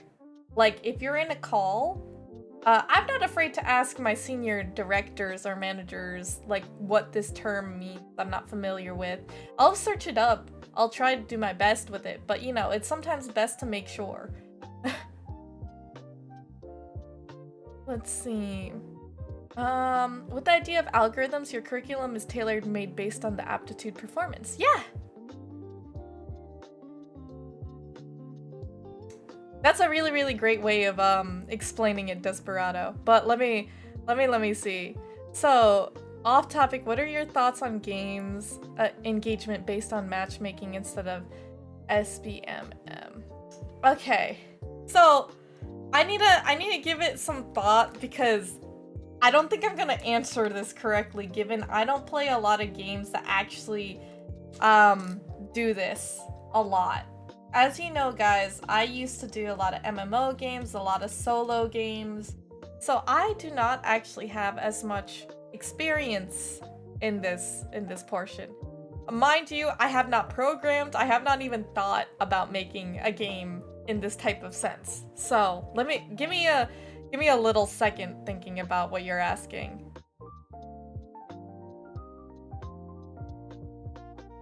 So, can you give me an example? Is this like something that's being used in Valorant? Give me 2 games that it's using right now. You've never heard of SBM? Oh, thank you. I was gonna say thank God. I'm like, your girl feels dumbis. Your girl feels dumbis. Let's see. I want to give it a little bit of a blue. Ooh. Come on.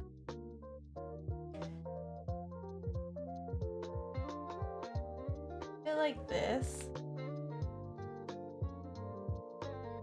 Is it because you guys are gonna like, do you guys think I'm gonna give you like a really good like opinion? Do you guys respect my opinion? Like, I don't know if I should be the person you should be asking for this.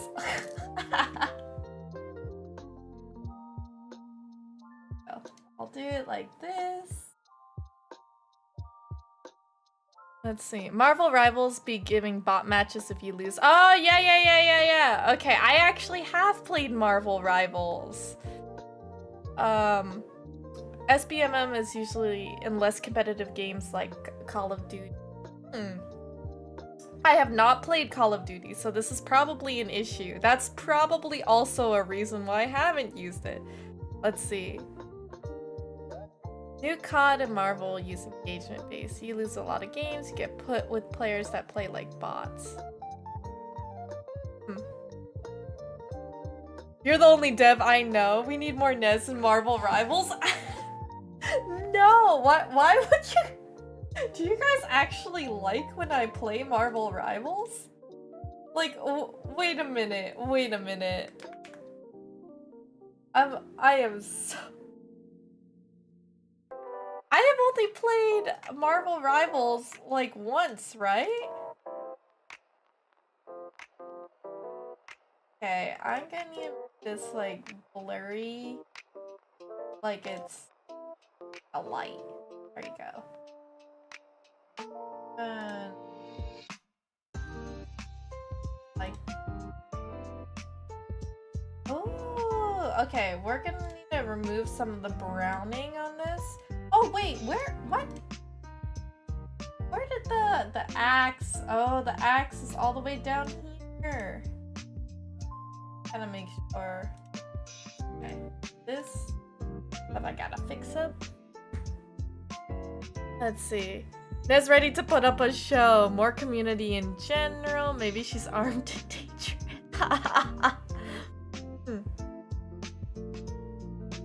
Oh, more community stuff. Okay. I agree, but I'm actually pretty bad at it. I know, like, if I keep working on it, I could get better. Sure. I actually would most likely play Smite more often than I would probably do Marvel Rivals. But I know that's not what's hot right now. Okay, so you guys gave me a little bit more examples. I wish that you guys could have given me more of an example for, instead of COD, because I haven't played it. Because then I actually have a general feel for the game as well. But, I know that it might feel awful to people, but I don't think I'm actually that upset about it. If people actually know what happens, like, oh my god, I've been failing for 10 rounds, and then it queues this up where you play like bot-like, it's, don't think of it like such an awful experience. Think of it like, you're rusty, so you need to get back in the... It's like a warm-up round. It's like either it's stopping you to let you know, yo, you've been playing for 3 hours straight, so obviously your skills are like waning. Because if you guys know, like, I'll give the example from gymnastics. If you keep training something again and your body still needs rest. You physically might rupture something. You just like can't sustain training for like the whole 24 hours. You know what I mean? So technically it's kind of almost like a benchmark. Telling you, yo, like, you should probably take a break. It might not be that you're actually trash at the game, but also I do kind of like this because it's not... How do I explain this? I don't know exactly how to explain this other than like, if you're gaming with friends, whether you're trying to be sweaty and like climb the ladder, if you hit that, that's a signia that there is something wrong with your gameplay. Whether either they're giving you too hard of an elo, but I don't think so, because then it's probably something like, oh, you fail 5 rounds or 10 rounds. That's a lot of rounds to lose consecutively, you know what I mean? So it's not your elo, it might be your synergy with your team. If you actually hit this benchmark that you're actually playing with bots or something like that to help level you out, it might actually give you a signal to rethink some of your teammates or, you know, your strategies, or relearn. It's kind of like helping you benchmark. Also, if you're playing more casually with the team, if you're failing, you're gonna be more progressively upset at the game to the point where, like, you might not want to play it again, right? Although you could be an actual cracked gamer and you might just be like, no, I don't want to end on a losing streak, and you can come back. However, the dopamine, like, if scientifically, this is actually great for engagement, is if you end up being on a losing streak and you want to do one more game and they trigger a bot round, I would say that it would give you the rush or the dopamine, being like, oh yeah, we finally won, and not end on a bad end. It's not like, it's not boosting, I feel like, your position, but instead it's also giving a little bit of grace for those who are not as competitive in the scene. Yeah, good choice. I don't play tonight. 10 losses is enough for me to log off for the night. Yeah, some people are like that. So I don't blame you. I really don't blame you guys for any of that. Let's see. 3 in a row is when I'll start giving up. Some people will keep playing. I think the farthest I've ever played and failed is probably 5. Yeah. So I think 10 is probably an egregious number. So it's probably more so like, I don't know, 3-4 games. That's what roguelikes are. Yeah, it depends on the gamer that you are. Some people may not be, kind of like, if you think of Marvel Rivals, are not Souls-like gamers. So I would not say a lot of the people who play Marvel Rivals and stuff like that are people who just enjoy the quick matchmaking in games that aren't actively looking to become esports legends. You know what I mean? You've been on an 8 losing streak before? It could be 10, it could be, it really depends. That's what I think.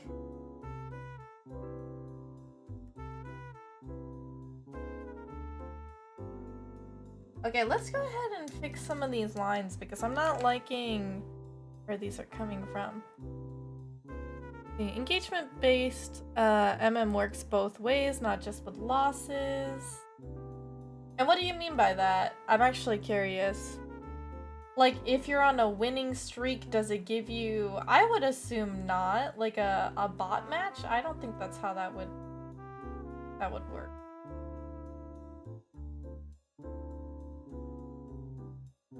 Go ahead and... a little hat so it's at least a little bit more distinguishable.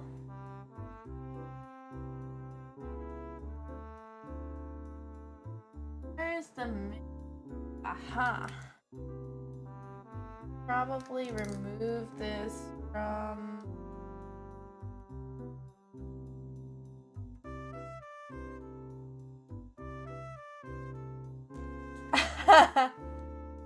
Somebody's win streak must end. That's pretty funny play on words. Galactica saying, well, you just can't win them all is enough to wrestle your gym. If you're winning too much, it'll put you against really good players. Well, I actually think that's fine. I think they do that for the SATs now, actually, guys. Did you know that the way that they design the tests now, it will get progressively harder until you can't physically answer the questions anymore?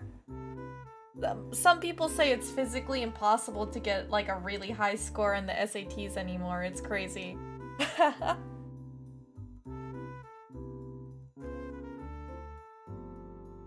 Let's see. Oh, when on a win streak, you are the quote-unquote bots that put you up against way higher people. Now that... okay. I don't want to say... I wanted to say now that's a little predatory. It's mainly because I kind of agree and disagree. So they're purposely putting you against people that are definitely way above your pay grade or way above your MM. Is that what you're telling me? Like, there is a chance. There is a chance you could beat them, right? I could be Delulu. But, if it's like significantly high, like let's say you're in gold and then they just match you up with a grandmaster so you absolutely get farmed. I think that's unfair. I think that's just really unjust and not great matchmaking. However, if they do it like, let's say you're in bronze and there's bronze like 1, 2, 3, and 4, 5, right? And you're currently fighting in bronze 2, and they give you somebody in bronze like pretty high-ish, bronze 3-ish. Like, there's a chance that if your teamwork is really good to beat you, that you're able to do it. Like, that would be nutty. Could you imagine the dopamine on that? Like, that I think is okay, because if they're seeing that you're in a win streak, I think it's justified that they try to bump you up to the next elo. You know what I mean? I have to say, League of Legends matchmaking is kind of interesting, because you have to, like, if you want to advance to the next elo, I don't know if this is the same for other people or other games, because there was a phase in my life that I really wanted to get good at League of Legends. So there's you have to like finish or win your 5 or at least 3 matches out of 5, otherwise you get demoted and have to rebuild back up to challenge again to get yourself to the higher elo. So I don't know. I was on a win streak and I was the bots and won because you're the best. You see, like that, like it should be at least a little bit, like maybe your percentage, let's say your win rate is either like 50-50 or 60-40 on a normal thing. You've been on a win streak, so they keep increasing it. Now your win rate is actually like 30-70. It's a very low chance that you would win it, but you can squeak by. You know what I mean? Mm-hmm.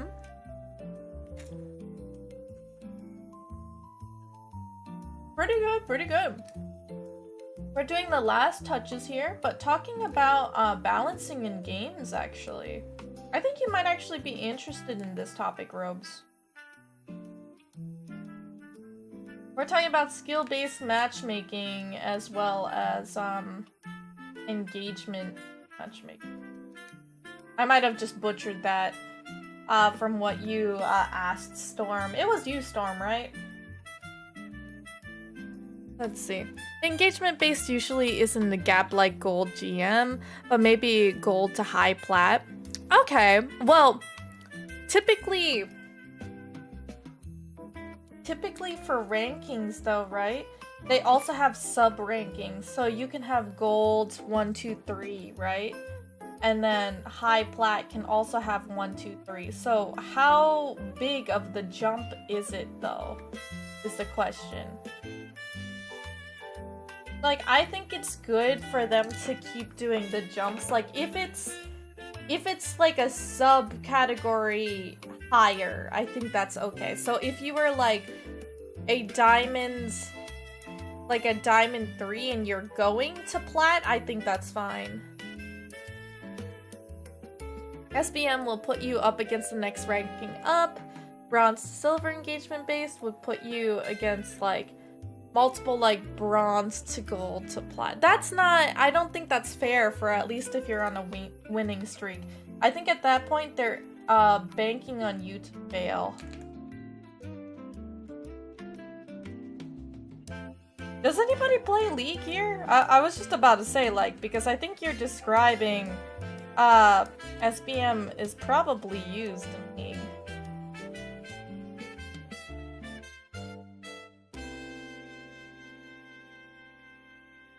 So you have to quit trying to understand it. It's like something that we definitely try to think about in video games when we develop it.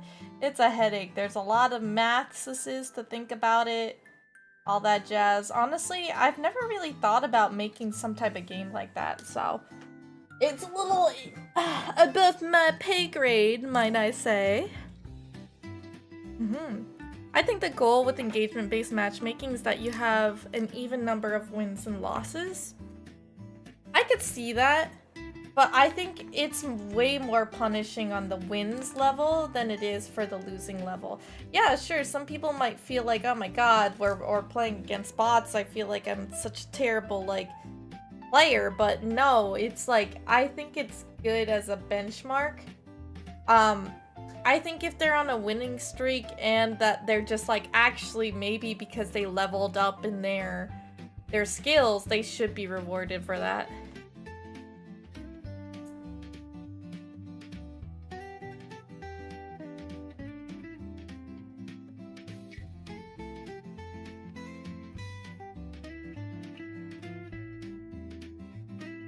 I would agree, but it also makes sure that I think like for Smurf accounts and things like that, for leveling them up, they wouldn't immediate. Well, you could do a place matchmaking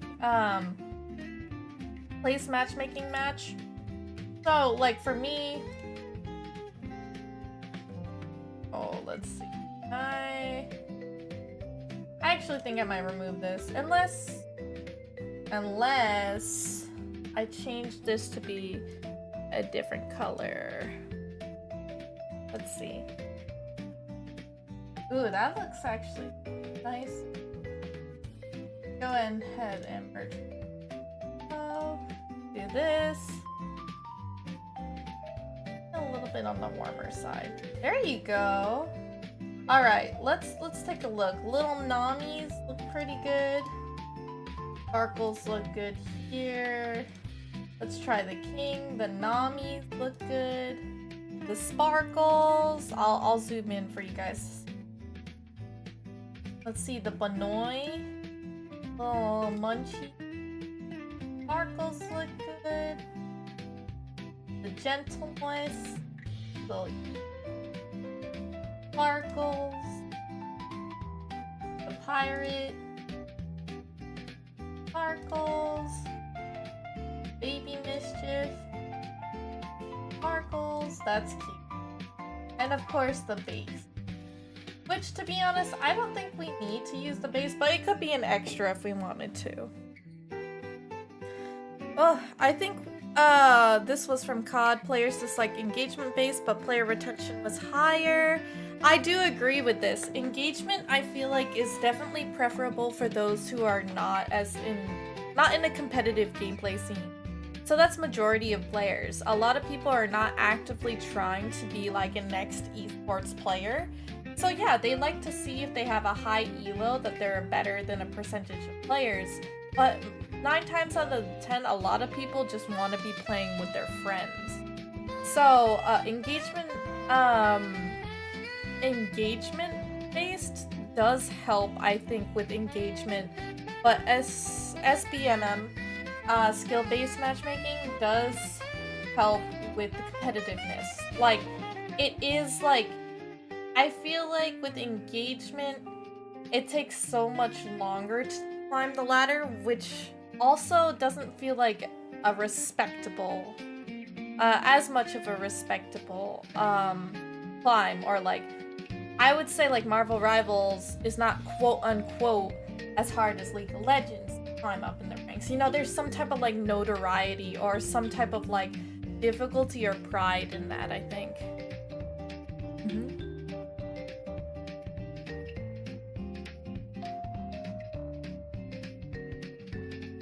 Both these matchmaking are also in casual, not just ranked. No, I agree.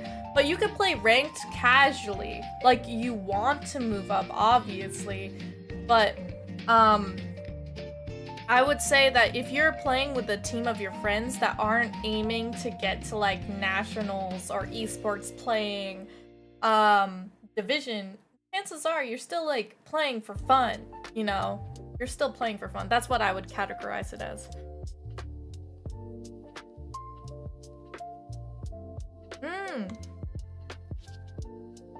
That boy, thank you so much for your input. Honestly, I haven't played COD, so I'm not too familiar, but I can definitely understand your guys' frustration with it. Cosmetics are nice and all, but the base of the game, making it fun, is really, really, really important. Just the base stuff, what it ships with. So matchmaking should have been the thing that they prioritized to fix first. Alright, so I did want to show you guys a little art piece that I was working on that you guys might like. So, ta-da! Oh, this is like flipped over. It's supposed to be this way. So guys, this is Nez, a little sneak peek. This was gonna be a cover. I'm not gonna tell you guys the song that I was drawing this to. But I think Nez looks honestly really, really great with it. Was doing a little bit of a doodle. But I really wanted to do a cover of a song. You might actually be able to read out what the title of it is. But what I really wanted to do is draw a little bit either of the mischiefs or my my turnaround of Nez. And that's a lot, asking a lot. I have some pictures here that I took for inspiration from Samiko Saba's debut that happened a couple days ago. So I'm just like looking at some of these worship badges. Oh, they look so cute. And their emotes, I would have loved to make some more. I just don't know what I would make though. I do already have like nice emotes. I wouldn't really change any of them if I wanted to. But let me see. We got these like cute designs for our mischiefs. I don't think I've ever drawn like mischiefs in action. Now that I think about it. I do want to draw like Nez's design from like the back to the front. It would be good. Let me see. We're gonna open up, see what we got over here. There were like the mischief blind bags I wanted to work on. There was the Mouseketeer that I still wanted to work on. Nez 2-frame walk. A little texting background that we wanted to do. The schedule planner honestly sounds really cool. Other designs. Ugh! What do I want to do? Oh, technically I never finished coloring in the Nez music disc here. I'm just checking around what other art pieces that I have not finished yet I would have wanted.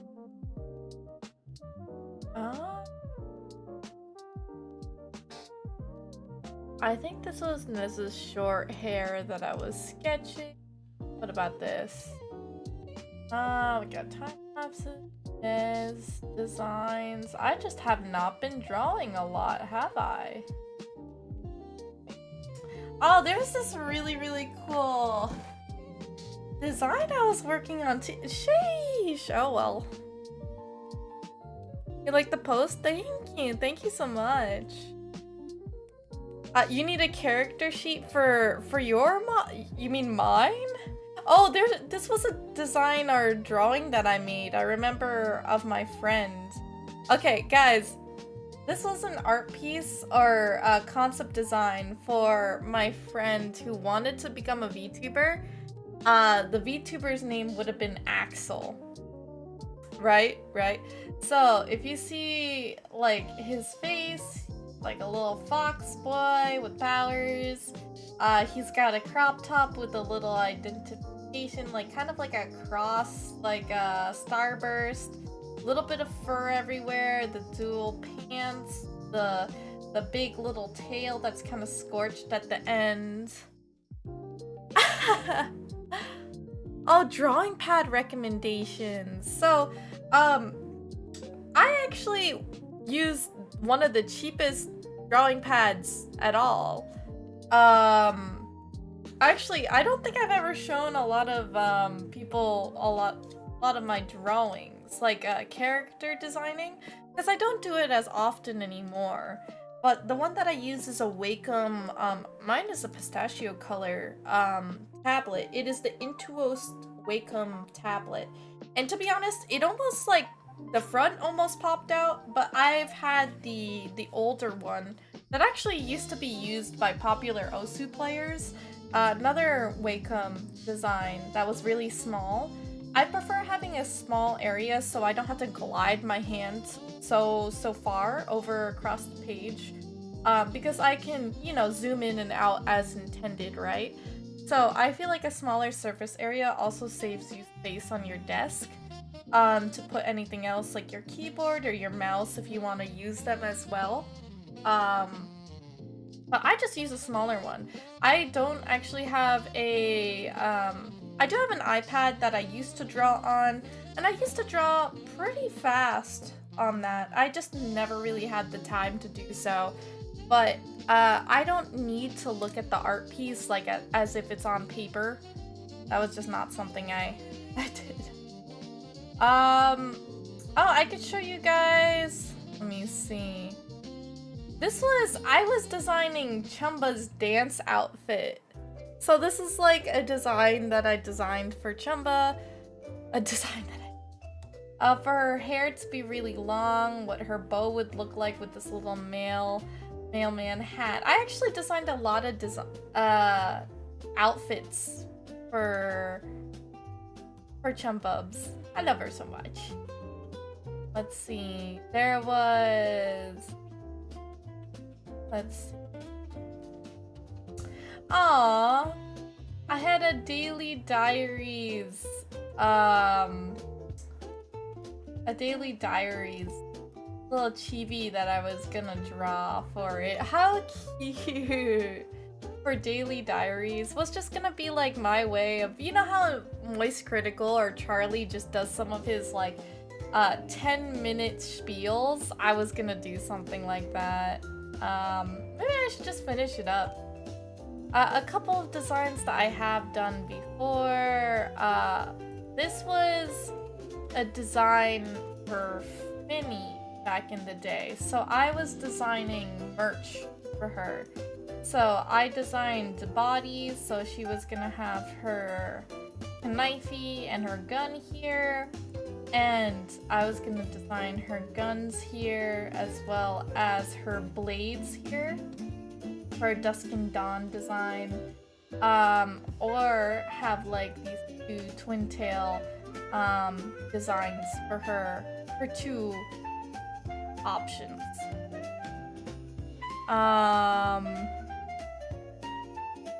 Never actually finished that up, but this one was actually a very old school art piece. This is one of my old characters, an elven drow.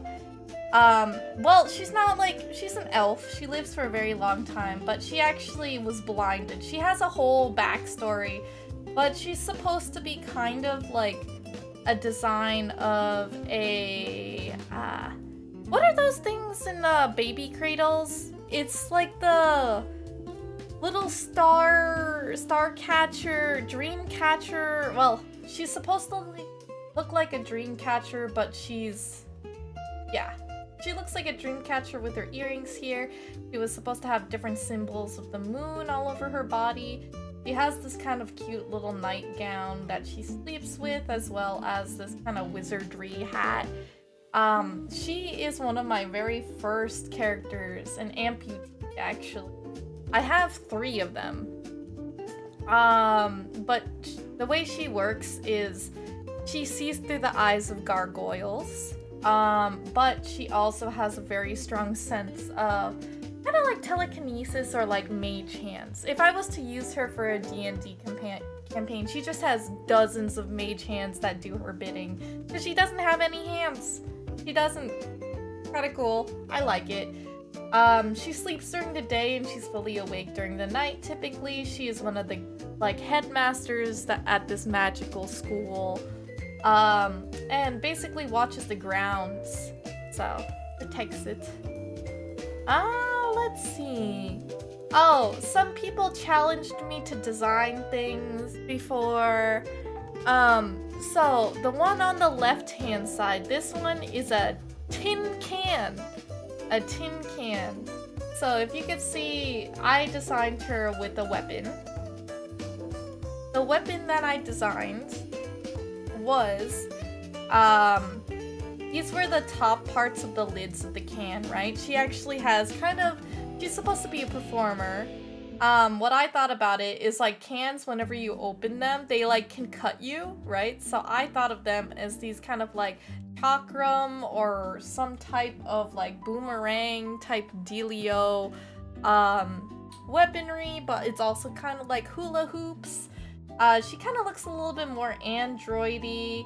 I gave her a lot of different bangles and armrests and like, yeah, I just tried making it look like more androidy, if anything. It was actually pretty difficult to design her. I wasn't quite sure what type of hairstyle to give her. The right-hand side is actually mint ice cream. So she actually has blooming mint leaves in her little buns. She's supposed to be an idol. Very happy, very refreshing and cool.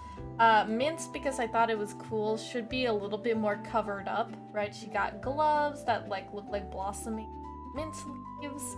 I thought of the ice cream or kind of like whipped cream with different speckled dots and whatnot, and like a little shawl for her. She kind of looks like a mage user, if I think about it. I do actually really miss doing character designs. I probably should go back to it, if I so want to. No.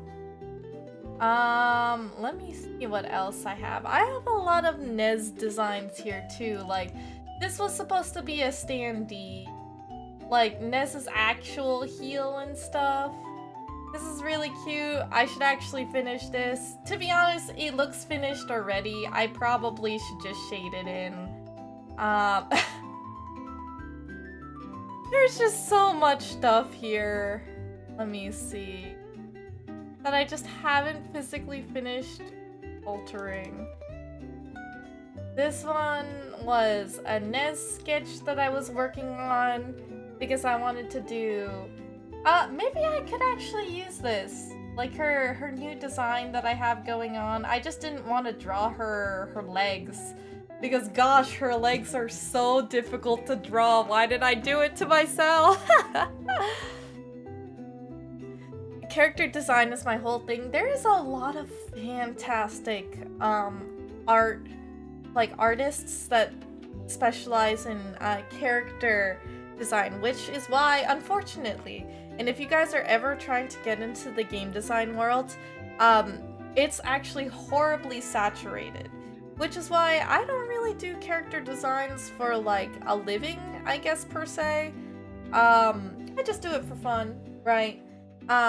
Where the bank is, there's not a lot of environmental artists, there's not a lot of VFX artists, like people that don't really think about these things, designing lightning, water, stuff like that. So if you want more practical application, that is definitely one of them. Issue being, yeah, character designs, it's hard to stand out, but there is so many great artists that you can reference or take inspiration from. Like Reno Tuna is like one of the really distinguished ones. Let's see, I want to get better at translating my writing to character design, helping communicate with artists. Yeah. It's like, it helps if you take game development courses, because putting your mechanics into how your character is designed, like, I can guarantee you a lot of people are gonna be like, why is Ness dressed like a slut? Why is she like literally in bikini parts or anything like this? I will have you right now that I would probably choose a leotard to do a lot of her acrobatic skills. Not only that, I think I felt the most secure in my body in a leotard. It's actually a preference because Nez is very similar to, I think, what I would like to design myself as. Yeah, and her body proportions and whatnot.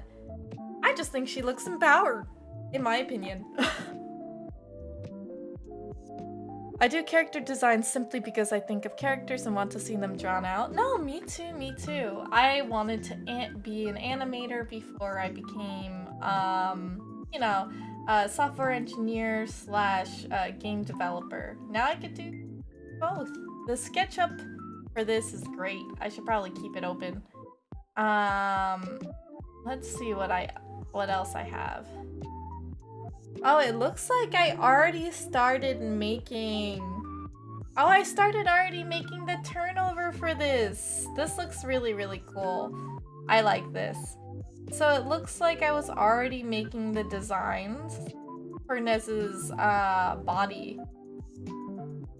Yeah, this actually looks really, really good. I might change this. She looks a little bit on the thinner side, so I might actually make her a little bit on the thicker side. Her body proportions on her chest is a little too high in my opinion, so might change those.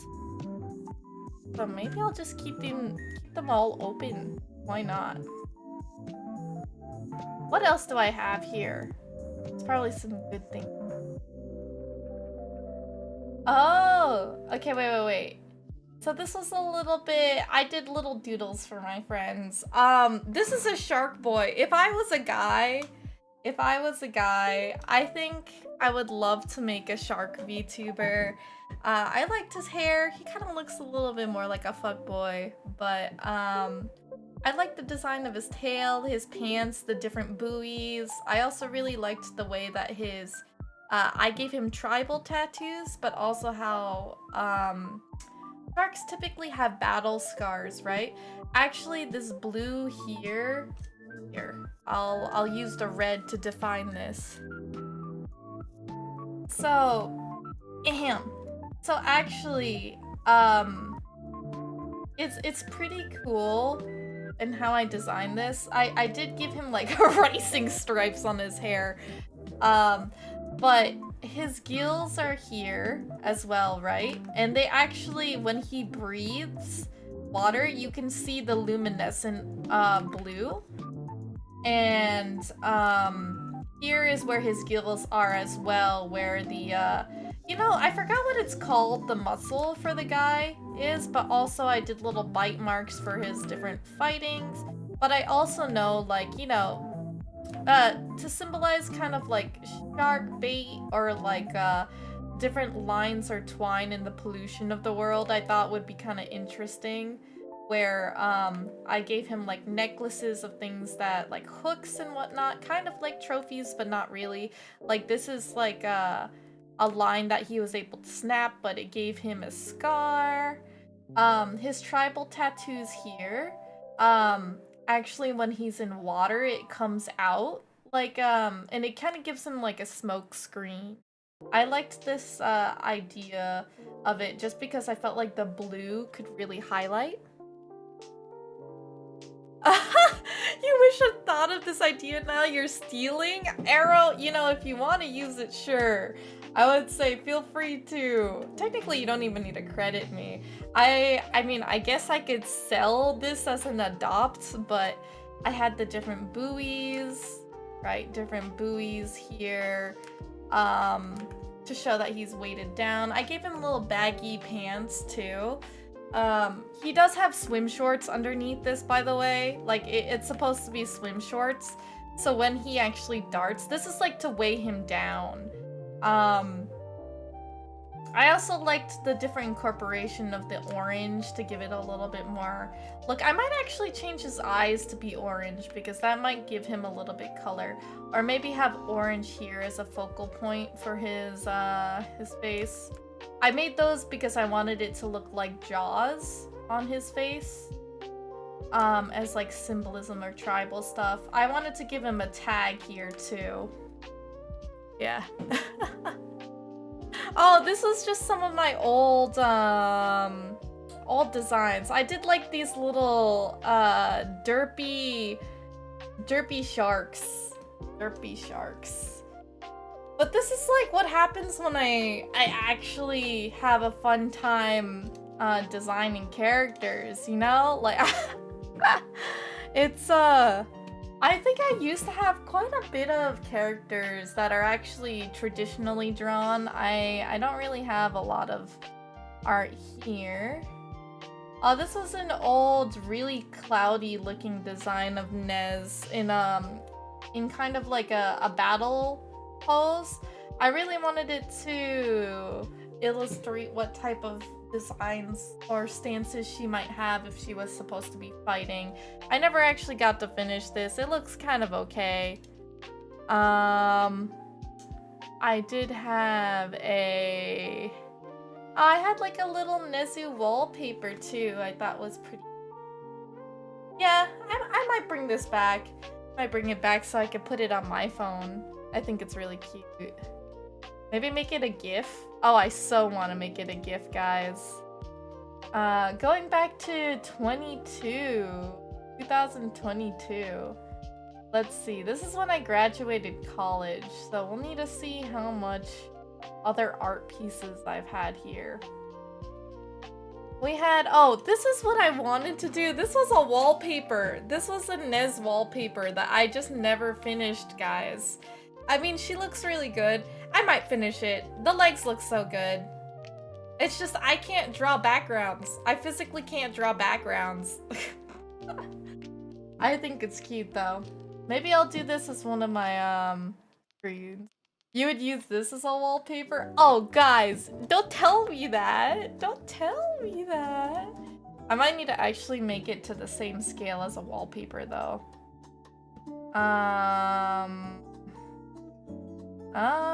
Let's see what else I did. There was a couple of designs. Like, this is Mirabelle. Mirabelle is actually an older character than, Nez, as in her design. She's changed a lot. She's definitely changed a whole lot. She's one of my short-haired. Like, I wanted to have short hair like this, but I redrew her in my, like, weird neon vibes. Never finished, though. Oh, sorry. You guys can't really see it as often. Like, I was thinking of making her a wallpaper, too. I thought it would be kind of cool. I wonder how big this canvas is. Dig the katana? Thank you. She's kind of crazy. She is. She got a tattoo of a rose on her face. Can she be my wife? You know, she is single. She is single. I would say that.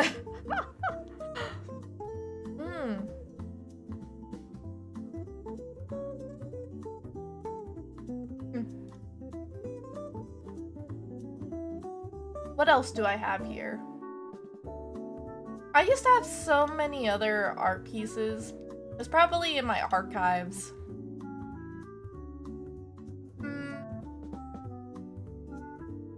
Do I have any new characters here? I don't think so. I started drawing a lot of my friends, and I stopped, like, designing characters for a very long time.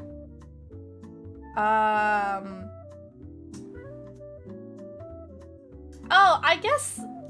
Okay, this is an image. I guess this is an art piece that I wanted to do.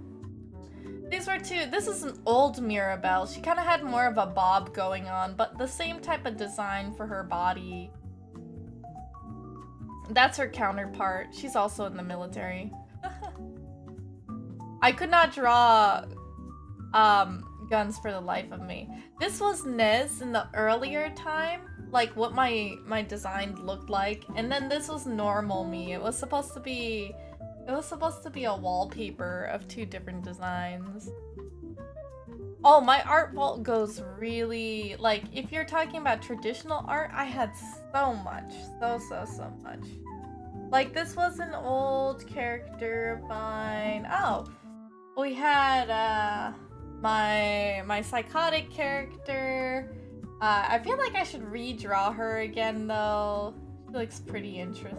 I always have some type of weaponry. Her dyed hair and stuff.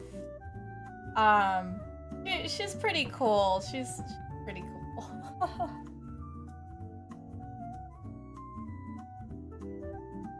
It's kind of like a Suicide Squad type deal. Yes, I'd say so. She's like a deity. She was like a little bit of a Taurus dragon.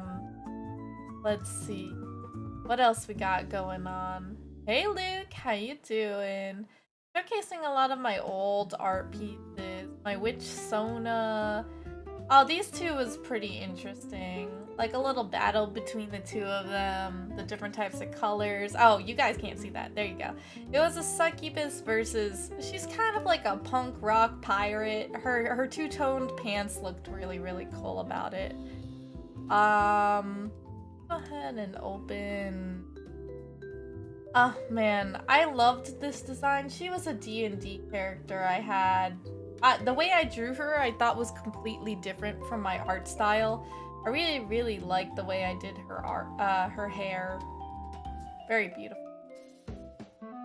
Yeah, red and purple. I had characters that were all the different colors of the rainbow, actually. So let me see. I mean, Mirabelle, I really want to redo her. I think she looks great. I should actually refinish this Nezuaki. I'm a little worried about it. The wallpaper is so adorable though. I would probably never sell this though because I took huge inspiration from something I found on Pinterest. I actually don't remember the artist, which is why I can never physically sell this. Because I feel like I stole the design. Like, somebody had, well, okay, I was able to draw it in my own art style, right? But like, the concept, you know what I mean?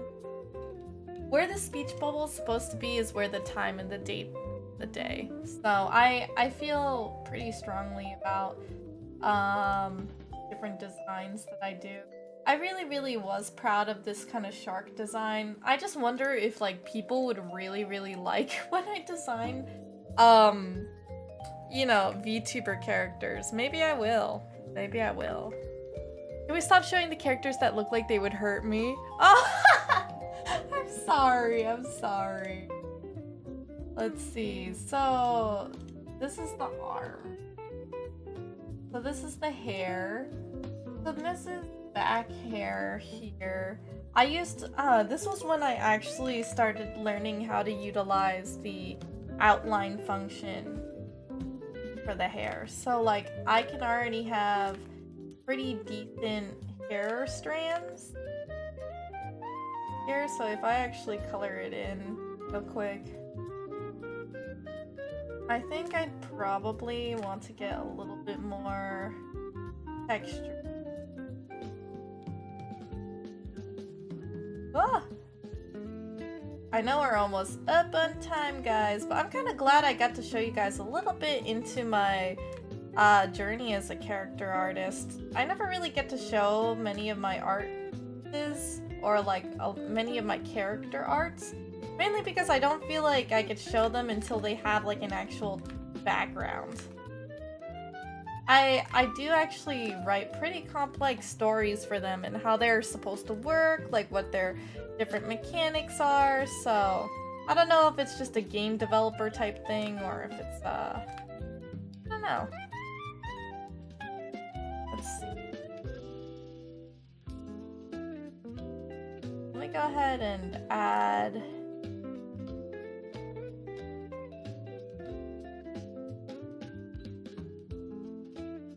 You like how the hair curls up in the sides? Well, Ness does have layers. I do want to draw her, what is it called? I want to draw her short hair version too. We're just gonna have a really, like, lots of, character sheets. It's probably not gonna look like ordinary character sheets because of the way I'm drawing it, but you know, we're here for the ride. What is this? This is the bun? Okay. Let's make sure that the buns are pretty equal. Oh, oops. Let's make sure. Well, we still want to do my designs for the buns well enough. Because they should be angular and kind of look like roses, in my opinion. So...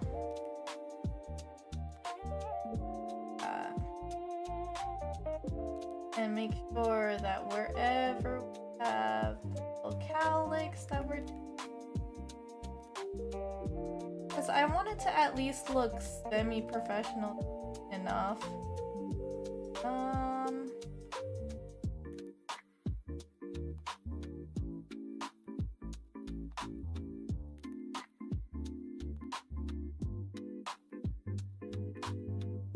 Honestly, I think I was afraid to do the character sheet. Mainly, it's the legs. Like, Ness has many different leg models because of, like, what I want her to... She's gonna go through so much traumatic, stuff when I actually release the game. You guys are gonna be like, Nez, why do you love hurting your characters so much? Honestly beats me, maybe my childhood, but... She does kind of look like a Wii Fit trainer. You know, you're actually spitting facts there. I think that's actually really silly. I love that. Let's see. It might be a character design thing because I love having backstories. That's what makes character designing such a wonderful gift. And like it's great if you're an artist that actually has it. I feel like writers, like, they can really explain their characters and like give them really interesting backstories, but it's just a plus when you also can draw it. You feel what I'm putting down? Because a lot of people are also visual components. So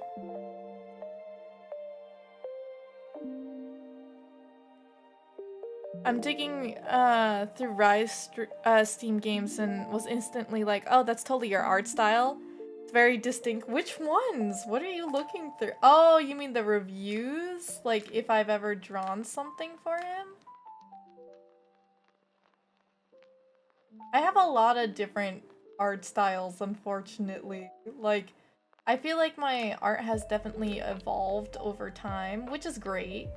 But then it also means that you need to redraw some of your characters and things that you do, because now they'll probably look different. They most likely will. Oh, my game from school? Oh, yeah. Which game? There's multiple games.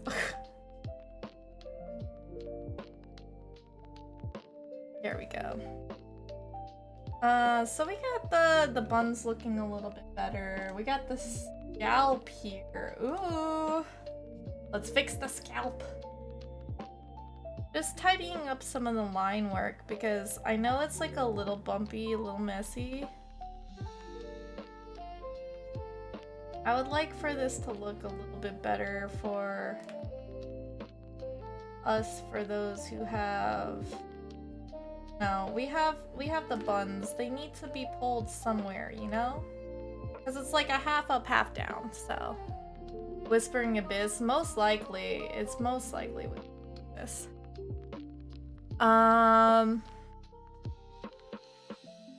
Let's see. Oh, I want to do her... Is this the bangs now? Or... Oh, it's the arms. Okay. With the arms, did I not draw them, like, even? Wait, where is the...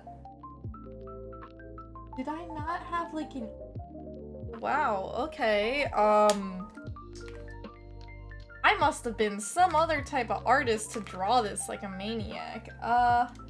Here's the body. Let's fix the body a little bit, because I'm not in agreement with this body structure. Ness has very strong shoulders as well. So we're gonna... I know I rounded them, but she is a tank! I hope you guys know that. What is this? Is this her clothes? Okay, I see. I drew like a little sketch of her, but it's not gonna work like this.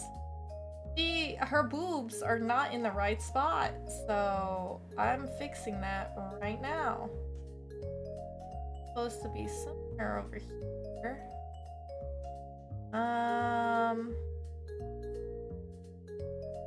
Oh, okay, I know, the chest looks weird. It's because she looks anorexic. She's supposed to have meat on her bone.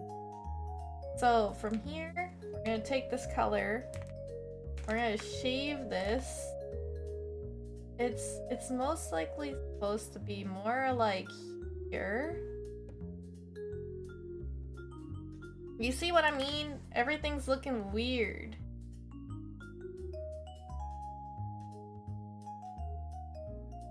Oh, her boobs, maybe. But her body proportions are better. Her body proportions are better. I'd say... here is where it's hard. I don't have art to back this up. The shoulder. I would say... Oops, are too... Now for here, I do think that she actually needs more meat on her bones. She's like fit, right? So she gotta be fit. I don't know what I was doing with the body. A bit. I might need to study anatomy again. Okay, her legs. She also, like, her thighs are not that large, which I need it to be larger. The UI? Oh, you mean me? Like my UI? I was the one who drew all the UI. Okay, we got the little thigh gappy parts. So we're gonna need to add this. But I definitely think that she needs her thigh. Ugh! Why is the body making it so difficult for me? I guess she also can. Oh. This is harder. I might need to consult. Like, I might need to look at pictures for this. Her legs and her body, it's not I feel like this body right here is looking a little bit better proportionally, but because I think boobs are supposed to be, I would say they do need to be like around this big. Yeah, because she don't got a lot of boob.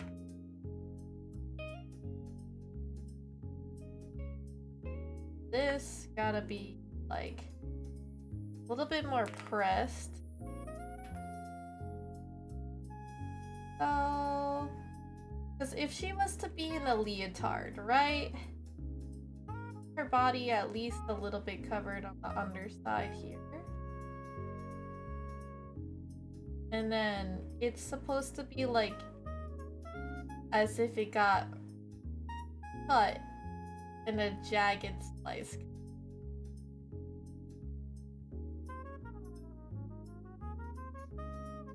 If you guys had the ability to draw, what type of artist would you specialize? It could be enemy art, like creature art. Really curious to hear what you guys think. Animals for sure? Really? Why?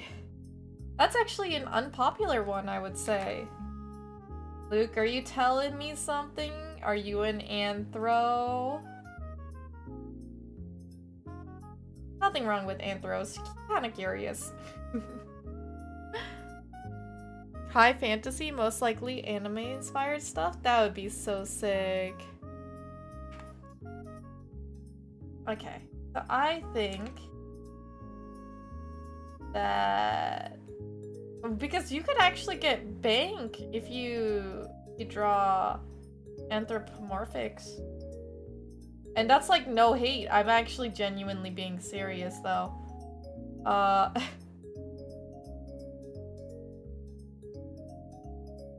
Okay, trying to figure out what this leotard is supposed to look like is kind of stressing me out. The thigh right here, looking good. Sure that this balanced out.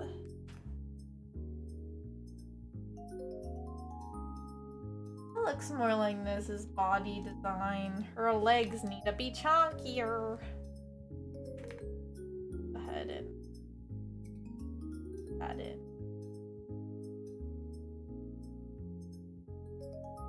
To add the thickness part.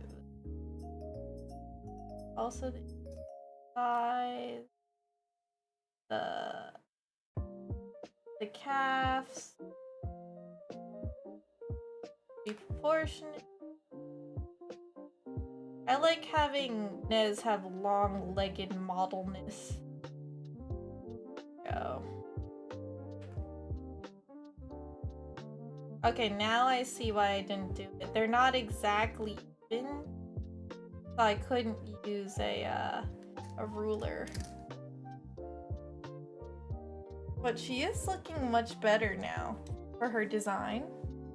I will probably fix her legs, but I do need to do her back poses, her different designs for her hair. Oh, it's gonna be great to show like what her actual hair is supposed to look like when it's short too. Yes, I know. It is sadly 11, so I will be ending the stream for you guys, but I had a really great time just bonding with everybody and talking.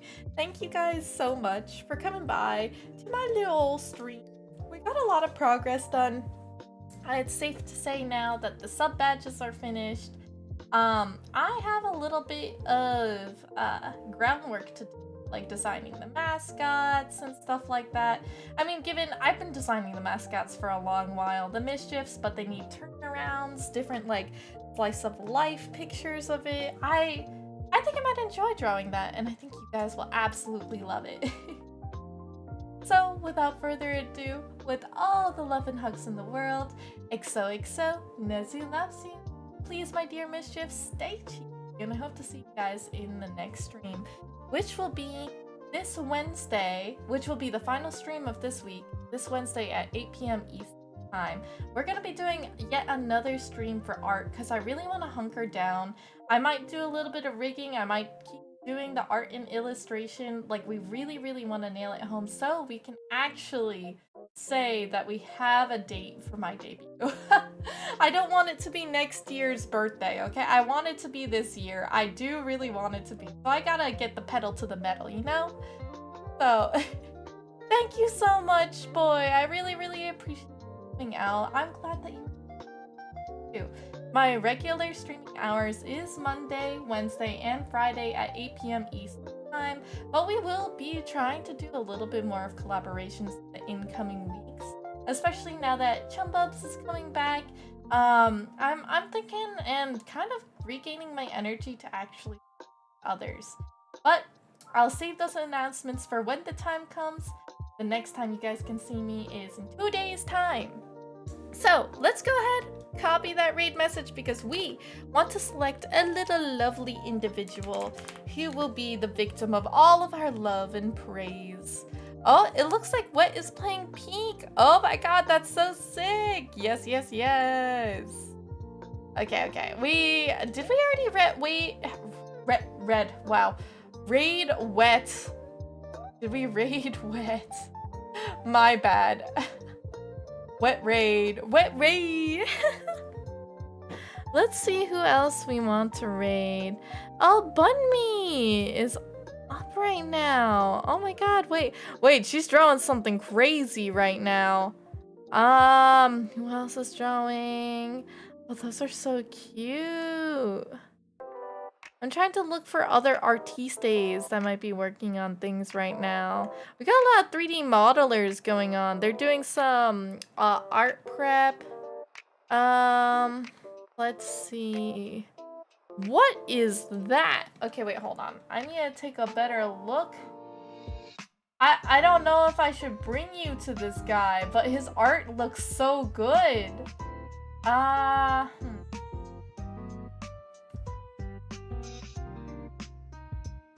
Is this Moushly? Wait, hold on. What is this? It is a mouse? Or I think it's a rat. It's a rat tail, but I don't know who this is. Hey, let me see who this person is. Oh, look at their stuff.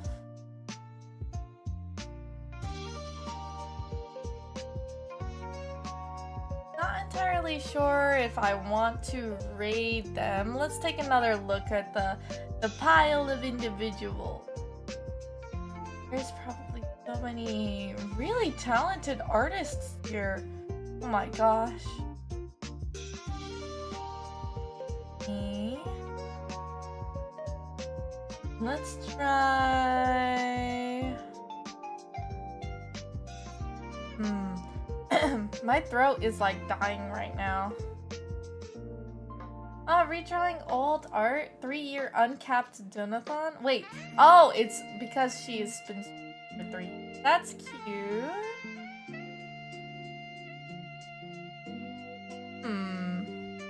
Do we have any suggestions? I'm just looking at some of these really cool art styles. You know, let's go rate this one individual. Let's see, it's day 4. Oh, I really like their design. They got huge honkers, but I think that's where all the subs or people who donate get to like be tacked onto. So cute. Wait, adorable. Box Girl and Cat Girl streaming art, rigging, and games. Oh, it's 2 people. So there is Bayou is the local bad gamer, and Malwa is the comfy art and rigging streamer. That's so cute. But that's adorable. Yeah, let's go ahead and raid them.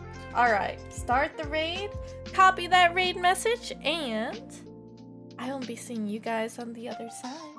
So, wherever you guys are in the world, I hope you have a beautiful morning, a fantastic afternoon, a beautiful, did I already say beautiful morning? A darling evening, and a very, very good night. And if you guys are going Mimi, have the most wonderful of slumbers, and I hope you guys get restful sleep. And you wake up to take on the day tomorrow, because the day is yours. Set out and do anything desire. So thank you once again for coming by for my art stream. I really, really appreciate it. And I'll see you guys next time. Love you all.